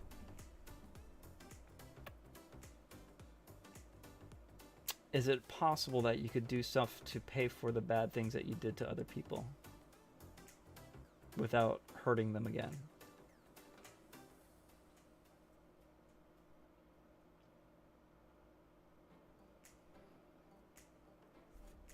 I don't know what you've done to other people. One, you do need to apologize, obviously, because it'll follow you. When I stole all that stuff when I was a teenager, I was an angry kid. My parents were in a divorce, and I think it's very important that you said that now, because everyone knew that it would certainly be a better world. Yes, it's possible. Okay, do what you can to pay them back. If telling them and apologizing embarrasses you for a few minutes, it's okay. You know, you're trying to get better. It's about getting better, not bitter. And being honest and authentic with other people will hurt, because it's, you know, you're in the ring fighting to be real. In a world where people cover up their sins and they cover up their lies and they put up a fake image to say, hey, I'm perfect. You know, it's all about the surface, but the heart is something that needs to be protected and valued, and being authentic, paying for what you've taken. I never apologized to the people that I stole from. And the consequence was, when I was in my 20s, I had tons of stuff stolen from me, and no one ever apologized to me. So there's this balancing act that happens in life. I was an angry teenager. My parents divorced when I was in 10th grade. I blamed God. I blamed others. And I paid the consequences. My parents went through a divorce. I wanted to be an artist. You know, I could draw. I wanted to be an artist, but I didn't have the emotional strength to be an artist. I was broken because my parents were broken as well. So what I did was I went to a Bible college that didn't even have an art class, because I got myself right with God because I was angry and suicidal. And I think I might get in trouble for saying that S word. But I wanted to hurt myself, and I had a plan. And that night that I was planning on doing it, a guy wouldn't let me stay by myself. He made sure I was okay. He wouldn't let me be alone, and he saved my life. So I said, okay, God, I can't do anything right on my own. You could have my life. I don't care anymore.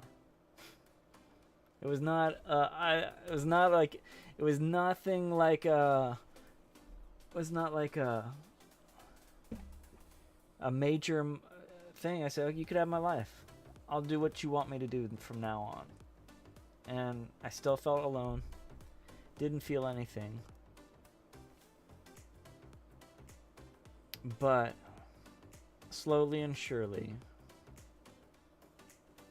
those toxic people that I had in my life, I stopped hanging out with them. And I started hanging out with people from church.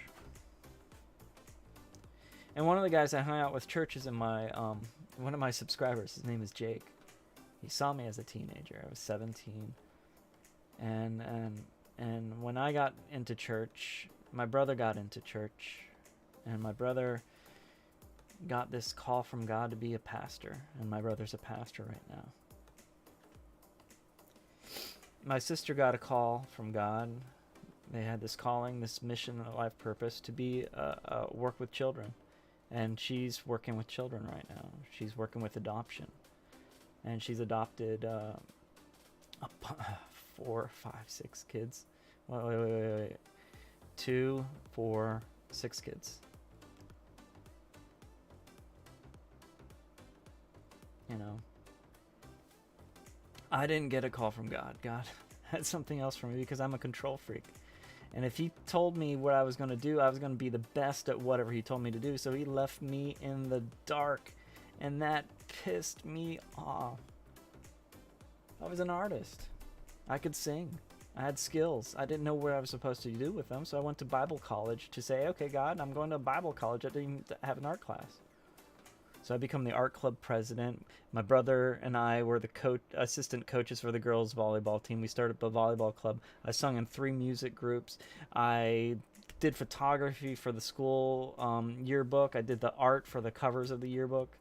I did cover art for some poetry magazines and stuff like that. Did a lot of stuff. And I still didn't feel where I was supposed to go. There was something missing in my goal in life. And so I put a little prayer request in at a chapel message, and I only sent it once.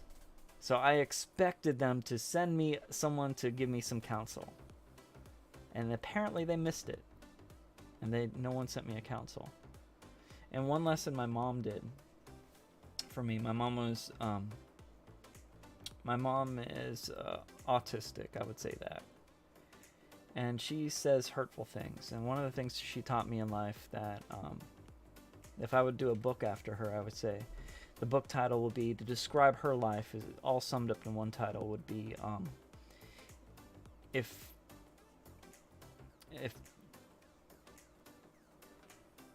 you don't like the mess, you clean it up. That's something I learned from her. If I don't like the mess, I clean it up. Because what will happen is we'd have our friends over and visit, and you know, we had a lot of friends, and we had friends coming over to spend the night and stuff like that. And in high school, and because she was a single mom, she divorced my dad in 10th grade. She didn't have time to keep the house clean, so we had to do the cleaning. And if we had a mess, sometimes the house would be trashed. And she says, if your friends come over and they have a complaint about the mess, have them clean it up. If they don't like the mess, clean it up. So in college, I didn't like the mess that I was in, so I cleaned it up. So I went and started taking some counseling classes, psychology. I wanted to work with kids because I wanted to be a great dad. I didn't want to have divorce in my life like my parents went through. So I did some counseling classes, and those classes taught me lessons on how to manage my emotions and get me some kind of a foundation for the reason why I do art. I didn't have any foundation, and that was the reason why God didn't tell me what I was supposed to do, because I would have been a human doing instead of a human being. I needed to be someone, and I found out through prayer and studying what prayer means. Prayer is not a magical seance that you convert a entity to do your bidding. No, I found that there was a relationship that you had to have with God that was real, rather than some magical thing that you summon to get, you put in this right change in this machine, and then you get this blessing out of it. I was trying to control God. and he didn't he didn't give me my reward, even though I was doing all the right things and saying the right things, and he didn't listen. And then he finally answered some of my he did his way of reaching me was statistically miraculous. So if I was going through something specific, and for example, here's an example. I was a big tech person. I worked at Radio Shack, and I bought a surround sound system with my TVs and all that stuff. I had a 200 disc changer for CDs, and in the 200 discs, I had the whole Bible on CD. So randomly, I have it on shuffle. So randomly, it will hit a Bible verse or hit a song. It would be random. So one day while I was praying, I said, God, I need some kind of direction to go. So randomly, a verse will come up on the CD. And then I flip on the radio later, within 5-10 minutes, and it was a Christian radio. I listened to a radio, and a preacher will be preaching on that verse, and then someone else will have something to do with that verse, and I'm like, okay, I could see where you're trying to get me now. You want me to focus on your word. You want me to focus on the people around you and find the path between them and get a connection. And then I started getting progress in that. I started having a relationship with God. And I started growing better instead of bitter, because I saw what happened with my mom when it came to the divorce. She was resentful over my dad and blaming men for all the horrible things that happened in her life. And she kept on this horrible cycle of hating men. And, well, if you're mean to men, men are not going to be nice to you. And then you're going to say, see, men are jerks. And I learned about cognitive therapy, and I learned about how we create these self-fulfilling prophecies that we say and look at the world one way. We look for the negatives of others, and we're going to feel negative. We look for the positives of others, we're going to feel positive. Hey, it might be a little bit wiser to be kind. You know, that's the biggest thing. You know, that's how Jesus said that you're going to be able to reach people, is by the love.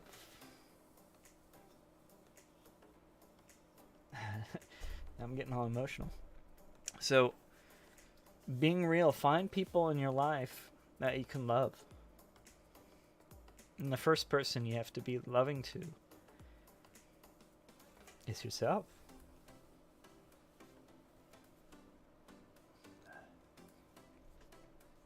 I'm not just talking to you, I'm talking to me too.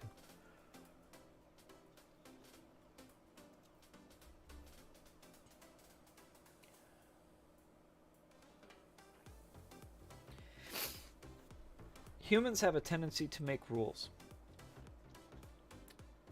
Back in the day, God gave 10 commandments to Moses.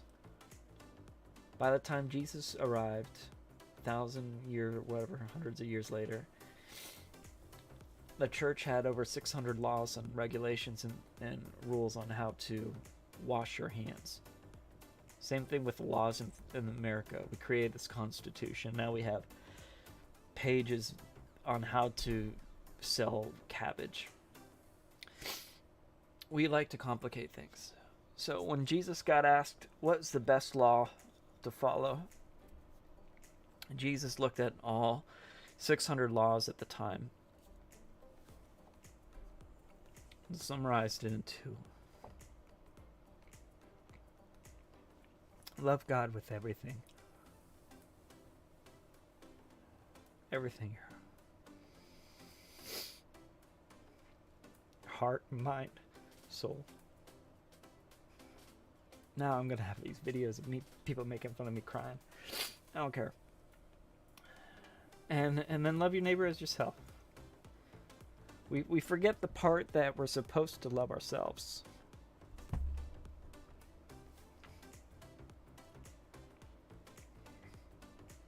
We have to love others as we want to be loved. So who do you want to hang out with?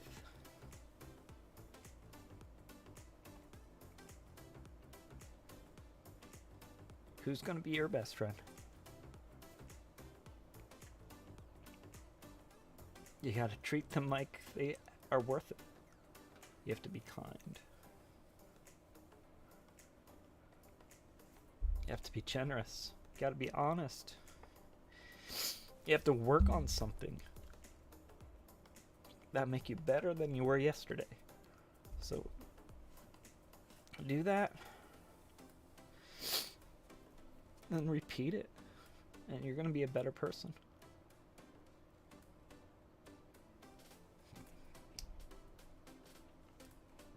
My video game name is called Holding Pattern.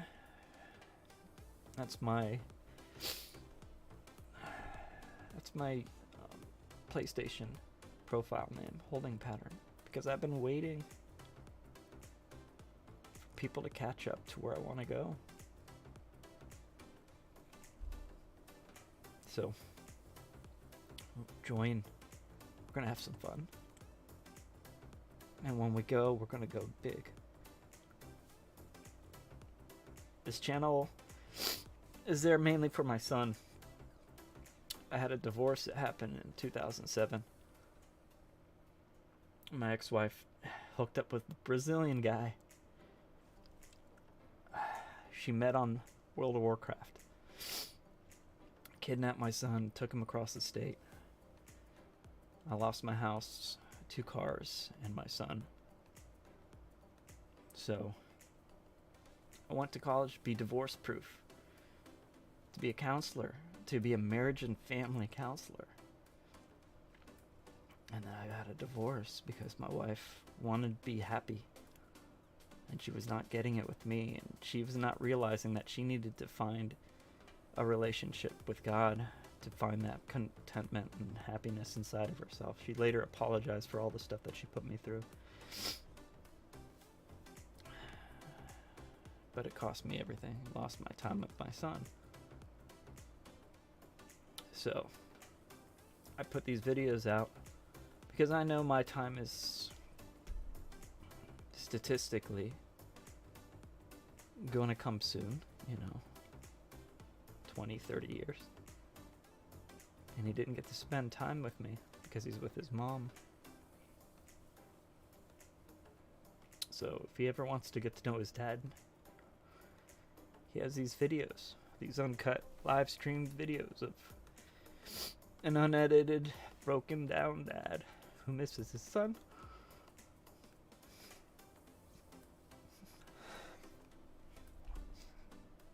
And tries to help other people on the way.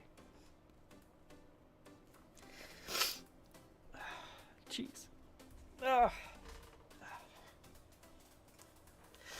This is ugly crying here. But that's as real as I can be.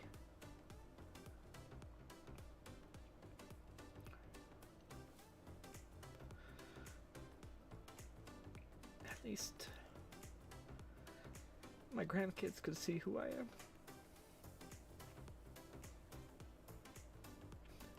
If I never get to see them, they'll get to see me. And that's what the beauty of YouTube is. Appreciate it. Fist bump.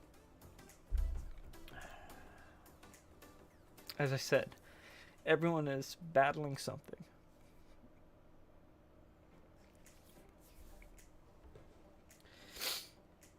It takes a lot of bravery to be real.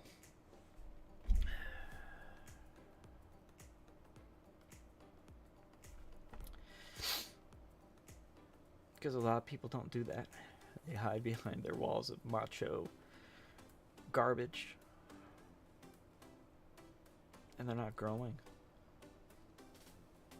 They stay in their safe little cocoons of a fake image and flashy lifestyle. And look at all these fancy things that I have. All these gold things I have. Look at this shiny new card. New phone. Look at this new PlayStation I have. Ooh. Thank you, man. But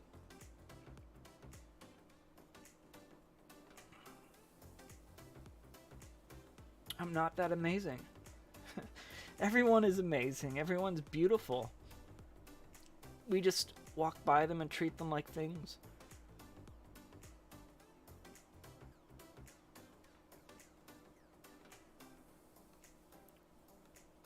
I just have a problem with boundaries. I'm too nice with the jerks in my life. And they take advantage. And then I get angry and I lash out. You know, I'm not perfect. But I know who is. It's definitely not me. But if I hang out with people that want to be around God, I'm in the right direction. I'm in the right group. That's why your friends are your future. 5 years from now, what would your life look like if you chose to hang out with people that believe that you're valuable and you're amazing? What could you do if you had people behind you? Because if you hang out with people that are that encouraging, that supportive, that they're willing to drop whatever they need to do to help you out in your situation,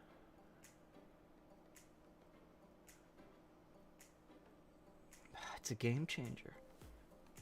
You can change the world, man. You have so many people around you that you could find if you do some homework on yourself. Learn how to breathe.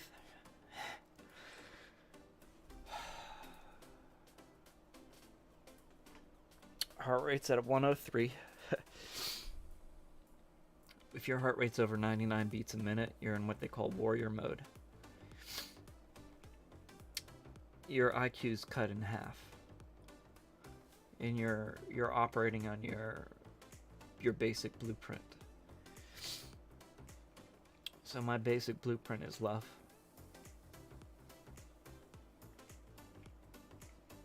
It wouldn't be if it wasn't for God.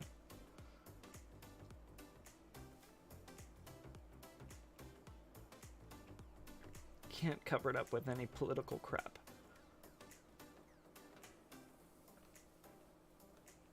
If you don't have love, you're nothing.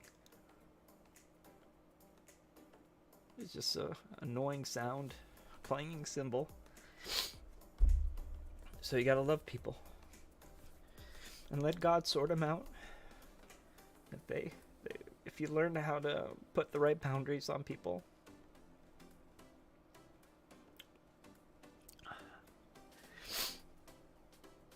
you'll be going in the right direction. If you necessarily have to end a relationship,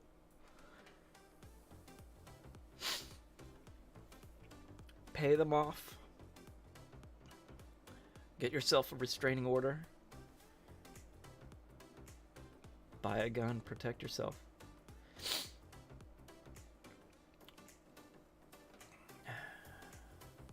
At least your kids will be better and safe. The more you hang out with wise people. Yeah. Oh, good Lord. I didn't plan on that. I needed it, though. I needed that. You hold in a lot of stuff inside of you. It's like what I call it with my middle school kids, emotional constipation. And I just crapped all over the phone, all over this live stream of opening up 5 packs that led to 10 packs, that led to 12 packs, 13 packs, an art lesson, and my testimony of where I am, where I came from, and where I want to be. I want to help a lot of people. I want to give a lot of stuff away. I want to make sure my family's safe. I want to make sure my son knows that he's loved. My son's 18 years old. He'll be graduating high school. And because he's 18, he no longer flies to see me anymore. I flew him in from the age of 5 every month until his 18th birthday. And it's been really expensive. I had to have a second job to pay for it. You know, each flight was anywhere from $500-600. I had some cheap ones around $300, but they were up to $1,300 per flight every month, once a month, for 15 years.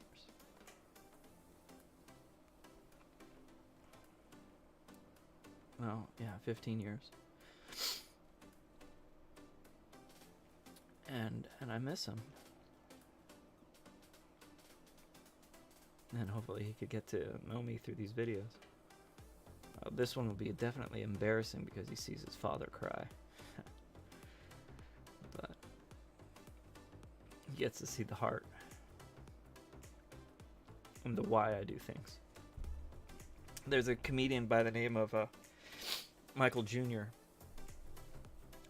who says, when you find the why in your life, the what you do have more power. So the why I do YouTube. So I missed my boy.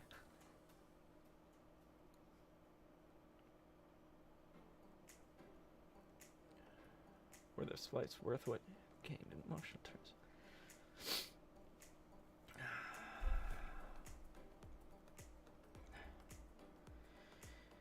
Yes and no. Every flight's a funeral and a celebration.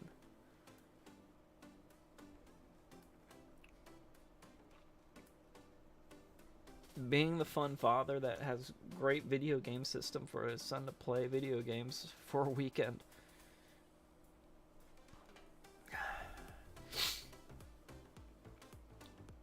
Brings good memories. We went to a lot of parks together, did a lot of things together. Were those flights worth what you gained in emotional terms? Oh, I wish. They're expensive. It took a lot of work out of me. That's why I taught the prevention class. I would talk until my voice would be gone. Teaching these classes, teaching how to manage your emotions, anger management. People get in their fights. I have to teach people on how to do that. I have 30 hours of anger management memorized in my head.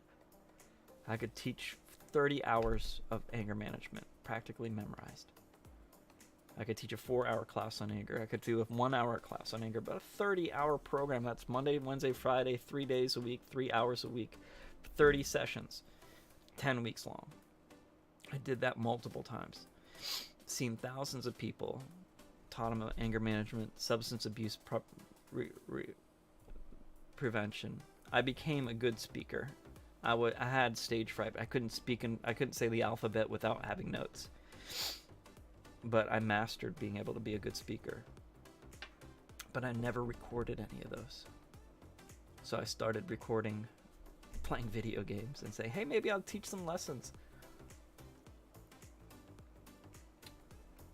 Maybe I'll teach some lessons, and maybe I'll give that away for free. You know, teach all those lessons that people paid $100 a person to watch. People are paying. Imagine a room full of 80 adults,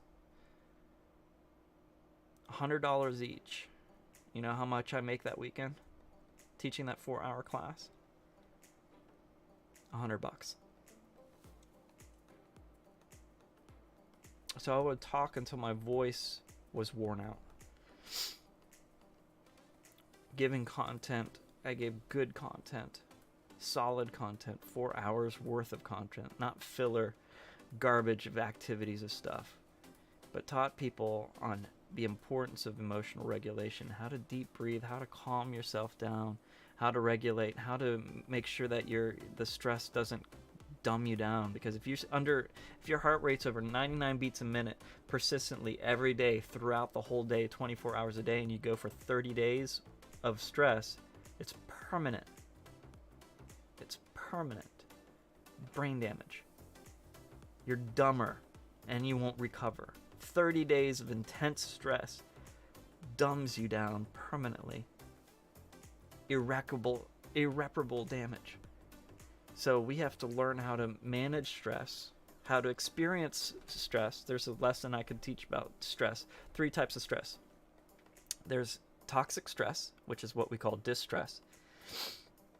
There is tolerable stress. Stress is something we have to endure, like someone cutting in front of you in the line for food or whatever like that. That's neutral stress. It's annoying. It doesn't hurt you. There's stress that will kill you and get you dumber.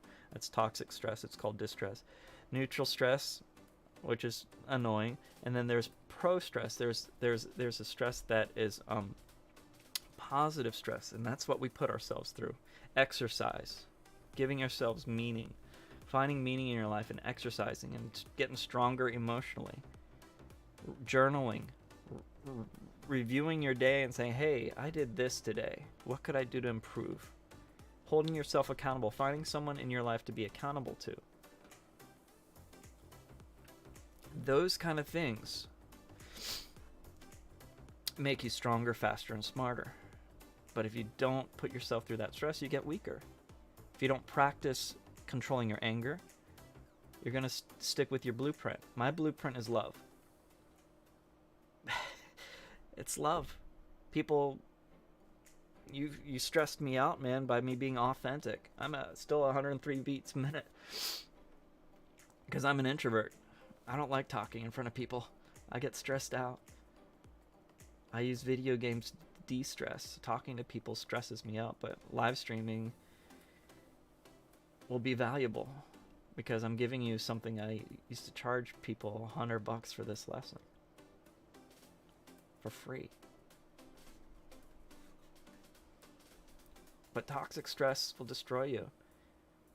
Pro-stress, with the eustress, is a good stress. It's called eustress.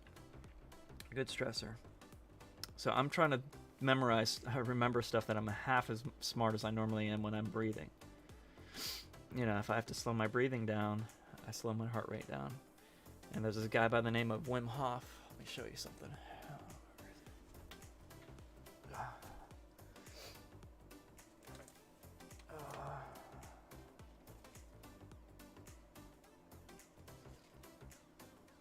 Where is it? I've already given out my other copy.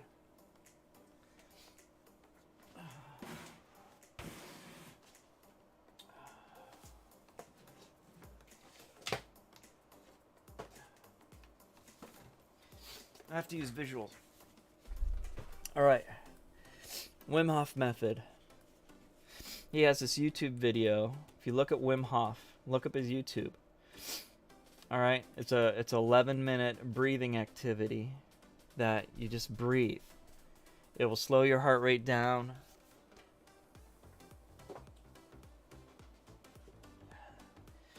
It counteracts the parasympathetic. And see, I can't think straight right now. I would have this all memorized. I haven't done this lesson in a while, but if you take deep breaths, it counteracts the hyperventilation and the stress that you're going through. You have to just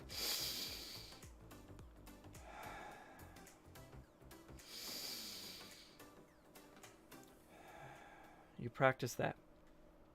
Once your heart rate gets to the right level, you're able to, I can't do it because I'm being watched right now on camera, so my stress level is still high. But you practice that. And one way to practice that is cold exposure. He's known as the Iceman. You take a 30-second cold shower and you do that while you're in your cold shower. And your body and everything in you is telling you, get out, because you are hurting yourself. You know, your body's saying, hey, you're in danger here. You're freezing. But if you could withstand 30 seconds every day, your anxiety levels go down, your depression goes down, and you're not doing any drugs. You're just taking cold showers and breathing. You practice it on a regular basis, you can be chill and relaxed in a stressful situation. So if you're playing a video game and you get in a clutch move and you're about to do something amazing, if you slow your breathing down, your heart rate goes down, you'll be able to make those wise choices. Because when your heart's over 99 beats a minute, man, you're going to make dumb choices, and that's why your game goes down when you're stressed out. I'm not trained as a professional gamer, so you get to see me screw up when it's clutch moments, but I've gotten better. So I play Destiny 2, that's my game that I play. I also play Minecraft. I also have Fallout 76 that I play a little bit. I just started that. I have other games that I haven't started because I've been stuck on those games. I do a lot of grindy stuff, a lot of simple stuff. So if you saw my Minecraft world, you'll be like, man, this guy wasted a lot of hours on there. But the reason why I did it is because I'm stressed out, and I use the game as a constructive thing. When my mom was angry at us when we did something dumb or something like that, our punishment was we had to clean the house, we had to wash. So I wanted to do something, so I built stuff. I was a treehouse builder when I was a kid, and I built some tree houses. And we were too poor, we couldn't have a camera. So what I did was, in Minecraft, I built the tree house, rebuilt the tree house how I remembered it to a certain degree. And I built the fort that I built when I was 17. That was on the side of a canal. And I built the dock underneath it. And the guys that I grew up with, I tagged them in the video and shared it with them and gave them some memories. I also built the houses that I grew up in because I didn't have a camera to take a picture of them, so I built them in Minecraft. And that's in my realm right now. So if you have Minecraft, I could give you a tour of my childhood home. I wanted to build that for my son so he could see what my childhood home is, so my son got to see my world. There's the guy who wants the codes. Let's see what we got here. It's your boy. Yep, so it's 3 people now. So, cool. So, so it's split between 3. That's all right. I leave an hour or so after the live stream to allow for the other people that are my regulars ask for codes. So still, it's 45 codes divided by 3. It's a lot of codes that you guys are gonna get. But yeah, yeah. Check out Wim Hof. There's a guy by the name of Gary Vaynerchuk. He says a lot of F-bombs in his statement, so he could drop some F-bombs, but he teaches about entrepreneurship and being kind, and you know, he has some great tips on some life skills. I try to learn from everybody, because everyone has a lesson to teach you. My 5-year-old daughter is autistic, and she's hard to be a emotionally regulated dad too, because my daughter has a temper. She got it from me and her mom. It's hard, but she teaches me a lot of what I'm not as good as a dad as I thought I was. That humbles me, but it also challenges me to be better instead of being bitter, you know. So being strong is very important, but growing stronger is better, because your muscles are use it or lose it. If you're not practicing, you're getting weaker. If you're not practicing being patient, you're getting more impatient. If you're not practicing being kind and generous, you're getting weaker at that. So you got to practice what you want to be good at. And people are more generous to generous people. That's why Mr. Beast is worth $10 billion. $10 billion. He's worth $10 billion because he's so generous. And he knows how to do YouTube. If I get to hang out with people that know how to do YouTube, guess what? I get better at YouTube, and I reach more people, and I could help more people. I just have to structure myself and be more organized and learn how to edit and all that stuff. And have someone teach me. And I'll give this computer away right here. If you could teach me how to get this thing into my it's an old computer. It's really old, but I paid $2,000 on that. See, that's something I don't know. I could teach you on emotions. I could teach you importance on how to regulate I could teach you what not to do as a dad, because I saw a lot of screw ups my parents did. One of the things my mom hurt me with as a 16-year-old kid was she told me that changed me into a human doing instead of a human being. At the age of 16, she told me, I wish you were never born. And you know why? She said, I wish you never were born. Because I got a speeding ticket.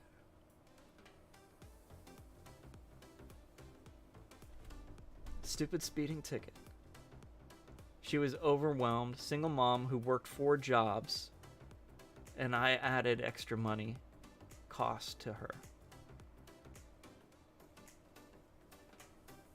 If you have multiple kids, you raise your kids differently. So every child that you have has a different version of a parent. And to me, my mom was not that kind to me. I don't know how to be kind. I know how to be brutally honest and straightforward and tell you the truth. I could be loving, but I'm not that kind. And it taught me a lot on, to perform. I had to be perfect. So I got myself very good at art. I got myself very good at singing. I was pretty good at volleyball. I was pretty good at running. And I could run. I could jump. I could play volleyball. I could sing. But the inner part of me was broken. So I had no direction in life until,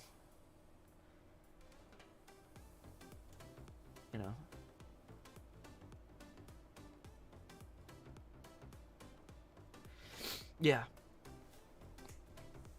I'm afraid of being a father because my father put all the pressure of his life on me. You know why? His father did the same thing to him. And if you recognize the rhyme, you could change it. You could change the recipe and have a different outcome. If you don't change the recipe, it's going to taste the same. Your son is going to be resentful for you and have a lot of fear. If you motivate your parenting based upon anxiety and fear, your child's going to be resentful and bitter over it. But if you get your child to love you, they'll do everything they can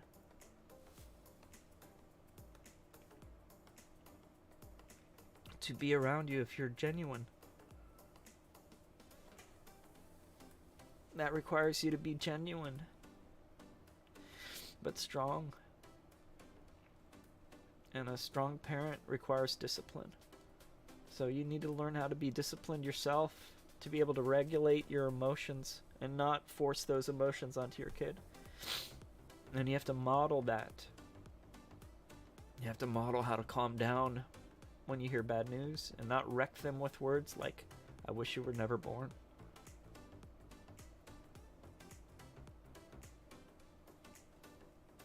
So who can you hang out with that's a good father to be a better dad than your dad was?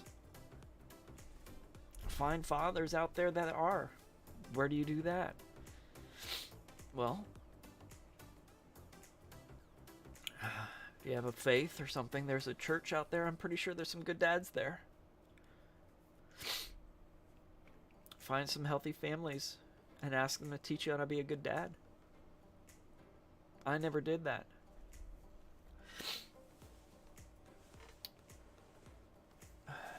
And guess what? I went through a divorce. I lost my opportunity to be a dad. I'm a good father on the weekends. And then I got remarried 5 years ago. December 28th.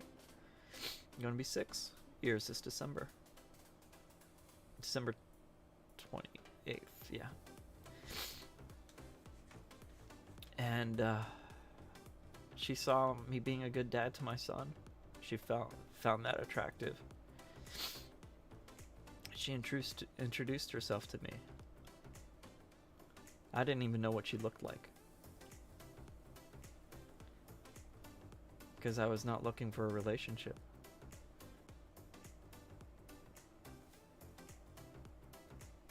And now she and I have a daughter. My daughter is 5 years old, so you could do the math. We had a child before we were married.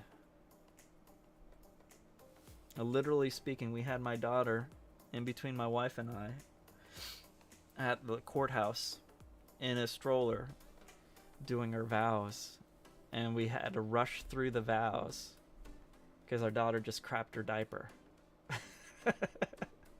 Talk about a messy, clumsy life, man. I did not do it the right way, the right order. And because I rushed through that, relationship got physical first, and it put a lot of strain on the marriage. I was not financially responsible. Put a lot of financial responsibility on both of us. We worked extra hard to be where we are right now.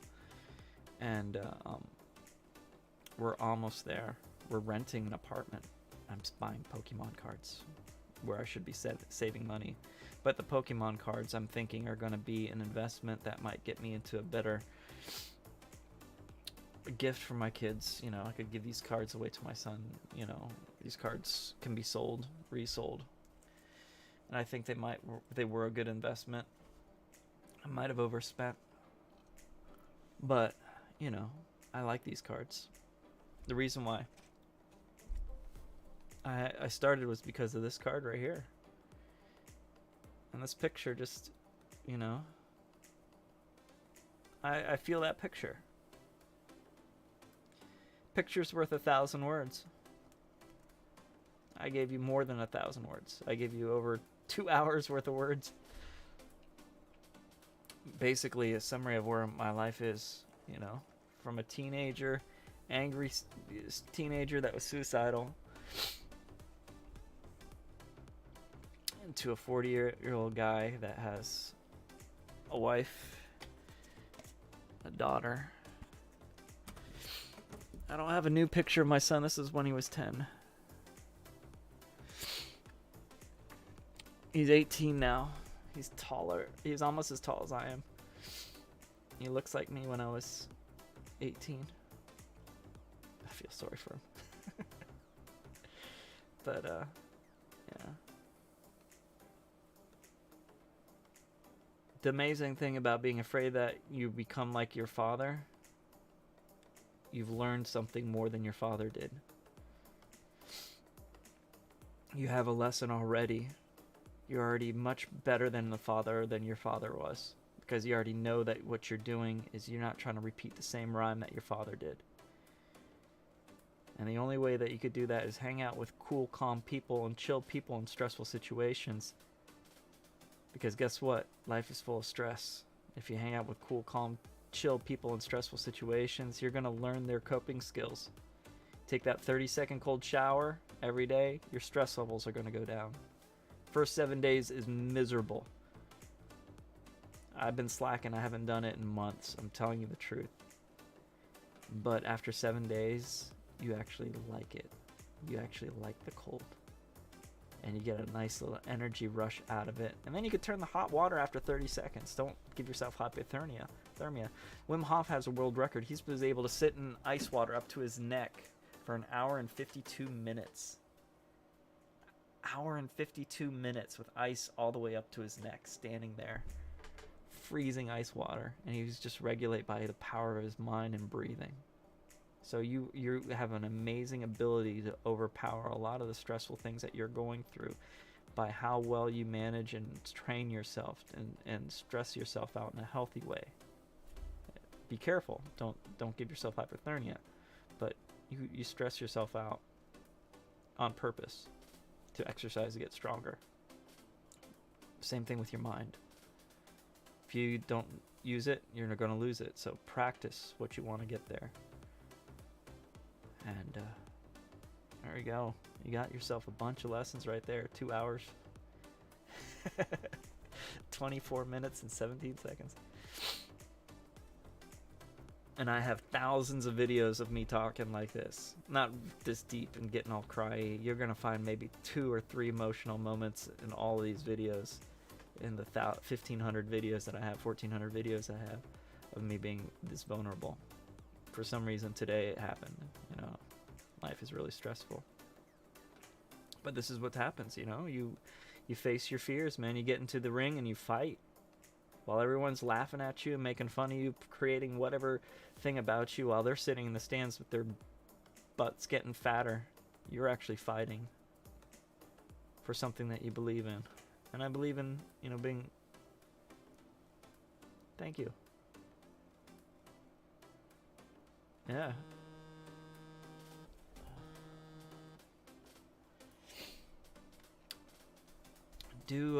Save this video, edit it, clean out the messy stuff, take out the Pokemon part, and give yourself a video, and this might be a nice little lesson that you could put out there, practice your video editing skills. And that will require you to watch the video a bunch of times and see where I said maybe, but if you notice, that doesn't happen when you're speaking from the heart. You flow when you're speaking from the heart. When you have content, you don't need to worry about the ohs and ums and all that stuff. I have content that I want to put out there, but I need somebody to bounce it off of. Otherwise, it's very monotone because, I'm relaxed and chill. Here's a true story. I've said this before in a bunch of my previous videos. True story. I got myself in trouble with my boss, not my current boss. My current boss is fantastic. Cheryl is fantastic. She's an awesome supervisor, one of the best supervisors I ever had. One of my favorite people in the world. But a previous supervisor I had, she was not a fan of me. And she was motivated by fear. Cheryl seems to be motivated by love. More love than fear. See, when you're motivated by love, you try to help people to become better versions of themselves. When you're motivated by fear, you try to control every little thing about their life, and you try to micromanage everything. You motivate things by love, then you let them grow. You're either going to you either have people grow or you want control. You can't have both. You choose one. So love cancels out all fear. So if you work with love, you're more empowered, and you empower other people to be better versions of themselves. So what happened many years ago when I was single, I was dating a coworker. Don't crap where you eat. That's one of the things. And I was dating this coworker, and she cheated on me with this guy that she was with prior to me. She actually dated me to get him to propose, because he wouldn't propose. So he proposed while we were together, and she turned him down, and that's what I thought. But then she went and spent the night with the guy. I'm like, okay. So I ended the relationship, but we were together for so long that my son at the time, he was probably 11 or 12, 10, 11 or 12, something like that. And he was playing at the park with her niece, and I think she's Dominican. She's from Dominican Republic. But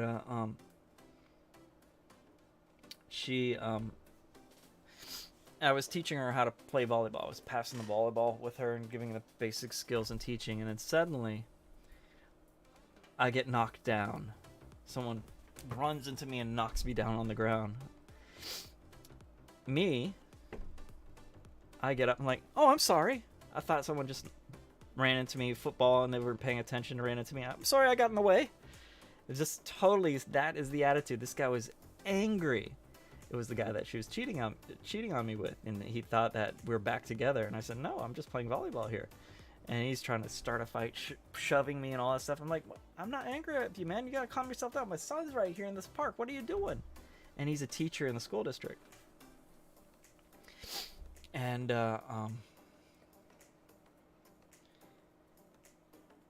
calms himself. He works himself up so much that he gives himself a bloody nose. So he's that amped up, that dumb. I think he was trying. This is my opinion. I think he was trying to show her that I had a bad temper because she's dated abusive men before, and I'm not an abusive person. I'm passive aggressive. I'm a little childish. I play video games. 48 years old, you know. But I'm a kid at heart. I like working with kids. I want to be a good dad. You know. So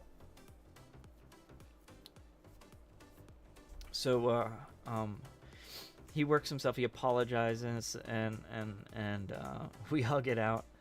And then later on, I'm walking out of a high school that I was working in. This is before they had that thing that happened down south in Boca with another student that shot up the school. And this one kid was storming out of the high school that I was working at. And this kid did gun fingers and say, "I want to shoot this place up."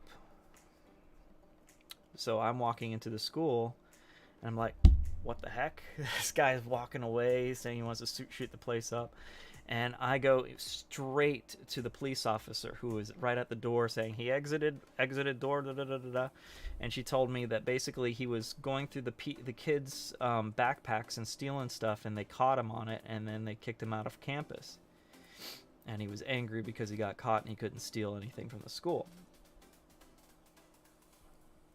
And so I said, "Did you see what the kid was gesturing? He was doing gun fingers." And he's saying he wanted to shoot at the school. And she said, "Okay, thank you for telling me. I'll tell the other staff." And I was like, "Okay, cool." So I go in, check in the office, tell everybody in the office about the gun fingers that the kid was doing. Then I go to do my sessions. I'm there for 2 hours. I do my individual sessions with the kids at that school, tell the contact there and all that stuff. Then I get a phone call from my fear-based old manager saying that so they have a complaint at the school that they have an adult threatening the staff with gun fingers. I get kicked out of that school, and I'm still banned from that school.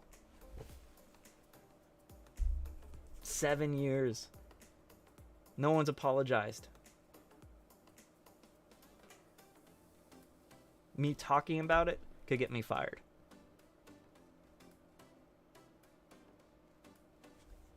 Never mentioned the school, and it was the same school where the teacher assaulted me at the park. Told my boss about that. Didn't do anything about that guy.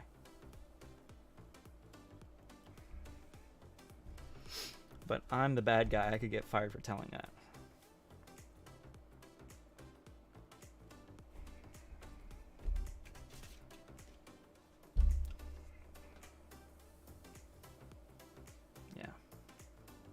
Do not clip that part. Because I don't want to lose my job. I've been doing this for 19 years. And I got written up for talking about it on Facebook.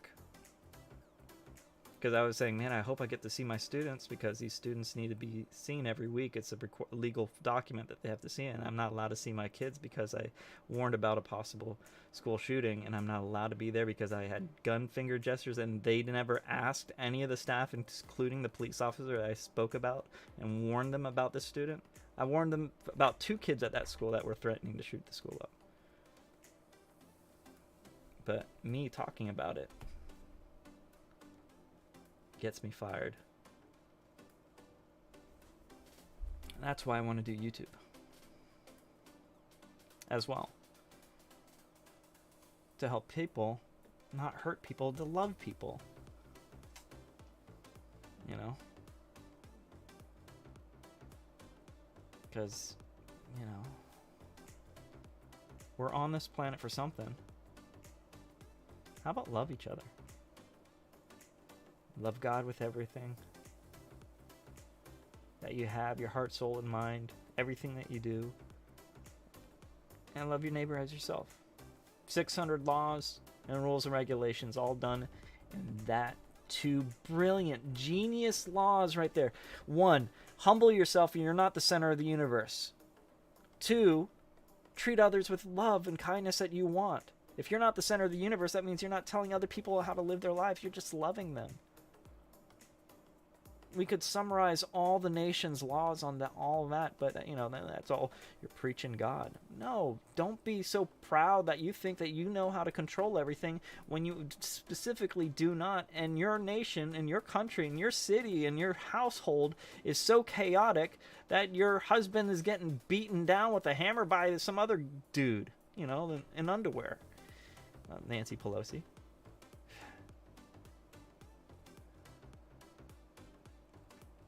If you can't run your house, you shouldn't be running the world. I went through a divorce. I can't run the world.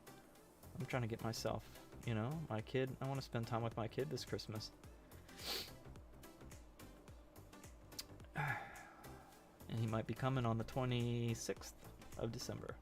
And if he does, it'll be fantastic. If he doesn't, then I'll get to see him when he graduates. I have to fly to Connecticut.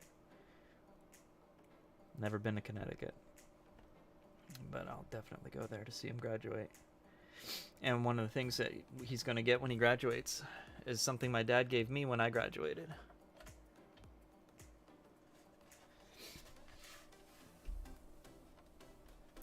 My grandfather carved this.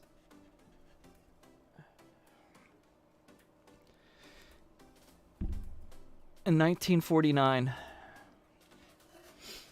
And he wrote to my dad, congratulations, a happy graduations in 1969. And then my dad, when I graduated high school in 1992, my dad gave this to me. And then I'm going to be writing on the back of this, congratulations, Kenneth, 2023, Dad.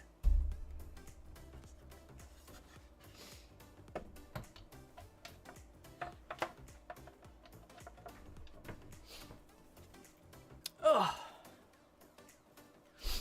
that's the dad bod right there. That's what happens when you get married.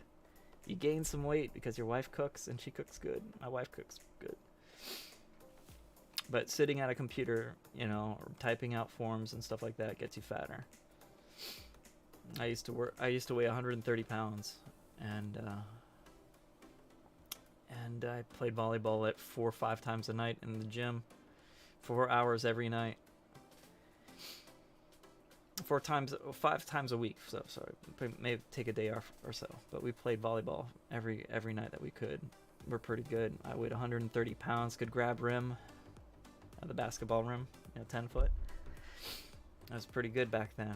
I have pictures of me flying. And now I'm 190 pounds. I could still jump over the net and still could spike.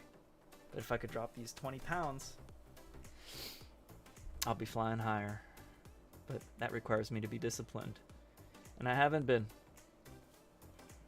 I've gotten lazy. I've given myself excuses. Just like you have excuses. They're the only friends I got, Well, they're not they're the only friends that you have right now. But you found me today. You just gained a friend.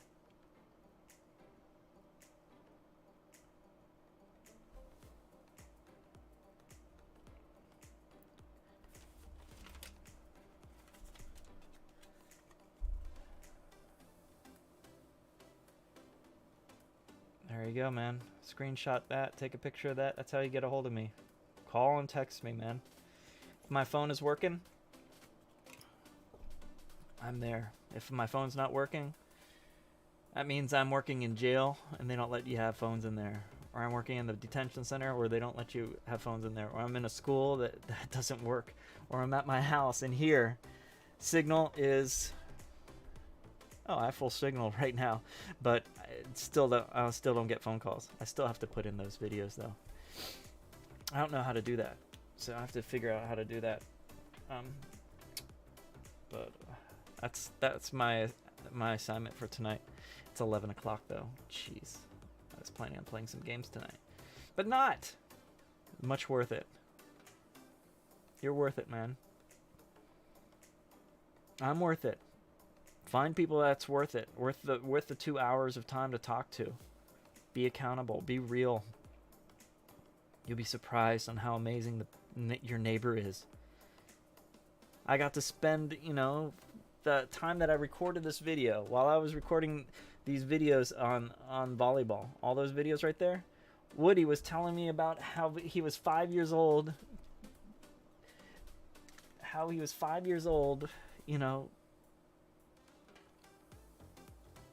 being forced to work on a farm and planting plants and putting sulfur in the field to kill the aphids and stuff like that. That was burning his eyes. He was exposed to sulfur and poisonous gas. And this old, tough, 82-year-old, very kind man, brilliant man, rocket scientist. And I said, did you tell any of your kids this story? Does anyone know about your stories like this? He says, no. I got to learn something about my friend that I've known for 15 years that I didn't know, because I was there. He told me about his wife, how she's going through some medical stuff, and how he's struggling with it, and how she's struggling with it. And that was heartbreaking. And he was wanting to play today to get rid of the stress, and he couldn't because of his broken finger. But he still wanted to show up anyways. He tried out some sets and he's trying out some other stuff, but he shouldn't. But he still wants to be with people and escape the stress that he's at home. And that's what I do every night. To escape the stress I'm dealing at home, and from my past and from my job and working with kids that have gone through some horrible, horrible stuff, I do live streams. And when someone like you gets on, there's no one like you. You have your own individual fingerprint, but we have a great conversation right now. And it's real. It's genuine. And that's what I'm looking forward to in the future. That's why in my channel, plugging my YouTube channel, no, plugging my Discord server, anyone could get on. Send me a message. That message will get to my phone faster than a text. If I have any kind of signal that has internet connectivity, I get it faster than a text. So the fastest way to get a hold of me is through Discord. You send me a private message, I'll be there as quick as possible to answer it, unless I'm going through something, or I'm not available, or my phone is not on, because it's in jail, or but you have access to me. $100 an hour for free. I've been doing this for 20 years. I've seen and heard of the worst stories you could possibly imagine, and I've gone through some stuff myself, as you heard. I'm willing to help that out for free, man. You help me out with my videos, you have full access, man. Same with anybody in the future, which is your present, which is my past. I'm always available to anyone if you figure that out by watching my videos. I'm available as long as I can be available, and then I'm not. Then I'm just a memory, just like you. Because there's a show I like to watch called Doctor Who. That's why I have this big old... Back me is an old thing called the TARDIS. Time and relative space... time and relative dimensions and in space. It's a spaceship that goes in time and locations around the universe. And one of the lines from one of the doctors in the show, who's a master of time, he says, "We're all stories in the end. This is my story." How do you want your story to be?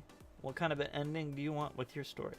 Do you want to be surrounded by people holding you and cherishing you and being thankful that you put time into them?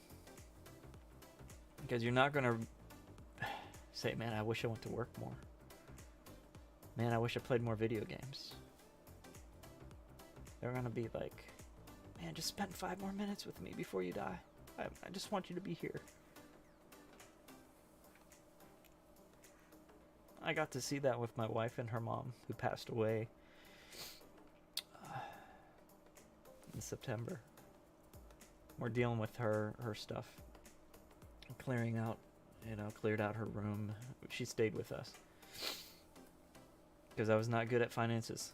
So her mom stayed with us. Her mom had a heart condition, so she needed someplace to stay, and we needed extra support for rent. And so she unfortunately passed away a couple months ago, and my wife is still going through it. But I got to see how she passed away, and how just had to be there, you know. How would you like your story to end?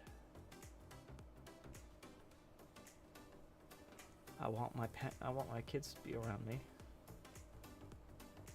I want my wife to be there. I want my dad and family members who's around. I want to be there for my dad when he passes. Same thing with my mom. Even though she said so many hurtful things to me as I grew up. And she's battling dementia or something right now. Probably see her at Christmas time. I haven't seen her in months, so hopefully I'll see her then. Get to see my brother and sister. Get to see the 2 boys my mom adopted, that my sister adopted since my mom had her medical situation. So I have 2 brothers that are 18 and I think 13 or 14. Yeah, I get to see them at Christmas. But that's pretty much it, man. Yeah, again, anyone, Pokemon Sword and Shield, I've had these for a month and change. If you want these codes, please let me know. Here's a picture of us when we, oh, this is not intentional. I just happened to be there. This is ADHD. There's my brother in the corner right there, eating popcorn right there. In the top. There's me down, there's me right there. My friend Peter, he was at Thanksgiving with my sister. Friend Steve, my friend Dave, who's a lawyer. And, friend Scott, I forgot his name. He's the brother of Mark. I think he starts with a J, Jake or something like that. I blanked out on his name. I haven't seen him in years. This is back in 1990.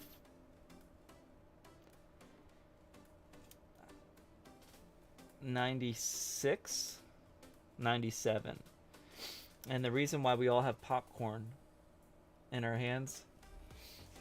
Yeah, I was a lifeguard back then. I was all tan. Probably 97, 98. I was 130 pounds then too. We created a winter wonderland in our youth pastor's front yard without his permission. So we got popcorn and filled the whole yard with popcorn. And then we made stuffed snowmen and hung them from the trees. And we Christmas tree wrapped the car and the front door of the house and tied the door shut in the front house. The door opened inward, so we closed the door and tied it, and we toilet papered the tree. And it was us posing afterwards, and that's Pastor Mark's brother. I forgot his name though. So his brother was involved in it. We did not think, see, this is how we were foolish, you know. We did not realize that some of the popcorn had salt in it, so that killed his grass. We didn't think that further ahead of time. We got impatient, so we went to movie theaters and asked them for their old popcorn so we could use it as a prank, and they gave it to us, and we had tons of it. We covered the whole yard. So we did a lot of stupid stuff as teenagers and people in our young 20s. And we learned some lessons. We had a lot of fun and a lot of little stories and excitement. And that's something you could do too. You know, fun things. But you have to create memories with people that are still with you. And those are my friends, man. I forgot his name though. Because I lost touch with him since we moved to college. But we do a lot of fun things, man. Do fun things with people. Find people that are fun to hang out with. Some great, brilliant things. Don't destroy people's yard with salty popcorn. If you're going to put popcorn, make sure they're not salty. We didn't. We were dumb. That was so dumb, but it was so much fun. We had so much fun. We used a whole thing of toilet paper. It was fun. It was a lot of fun. And it took us 15 minutes, 10 minutes tops to do the whole thing. It was hilarious. Those are memories that you create. One of my students who's autistic, he told me this thing, and I guess I'll finish this off because it's getting close to me to clean up my table because I'm running out of time here. Life is not measured in minutes. It's measured in moments. So what moments are you creating for yourself? We created a good moment tonight because you were honest. And I was honest.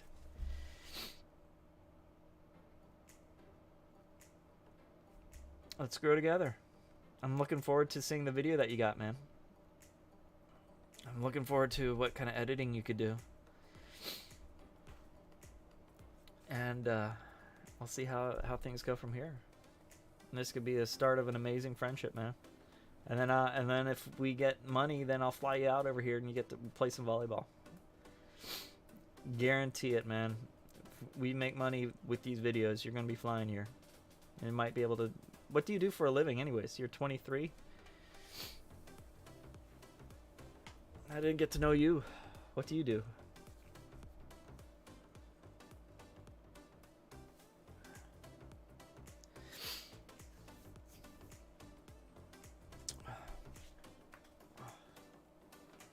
Oh, so stiff from sitting in a chair for too long.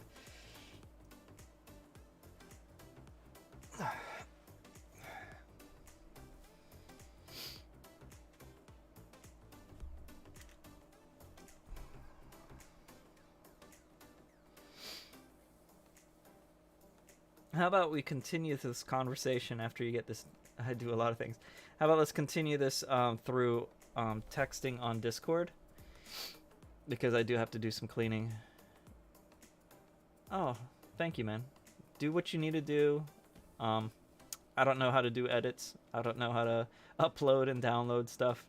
That's why I'm learning how to do it. I might not do the volleyball now because it's a little bit later. But it was worth it, man. I got to know you a little bit. What's your favorite thing to do? What do you do for a living?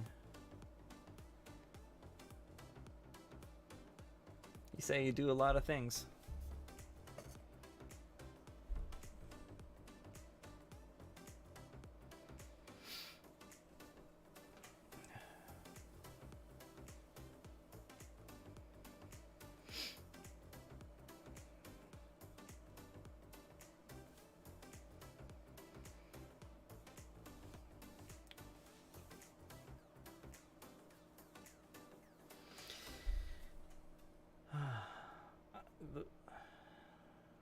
Okay, great. We'll talk about it on Discord so we don't have it so public. I'm getting that vibe. But yeah, I'm gonna end this stream here. Thank you. I don't know how to do intros or outros yet on these live streams. I just go raw and end things as they are. So for people, please like and subscribe. If you like the content that you see, please tell me about it. I would like to get to know you and get to know the amazing story that you have about your life. Get on Discord. Talk to me. Get yourself loaded on Discord. I'll gladly give you stuff for free if I get to know you. And if you're old enough, I'd love for you to join my Minecraft realm. See what some amazing things that I've built in there and my friends have built. I have a very good streamer in there that at one time had over 100,000 subs, and he built some amazing cool Pokemon things there for me, and some great things for my friends too, and great Minecraft player. He's now in the UK. So all right, so anyways, have a good one, everyone. I'm gonna close this one and we're gonna talk on Discord. God bless you all. Thank you for listening. If you've put up with 3 hours, almost 3 hours of me probably doing like a 10-minute stream. That was my intention, maybe doing a 5-10 minute stream. And Arthur, you came into my life at the right time, right place for me to be a little bit vulnerable. And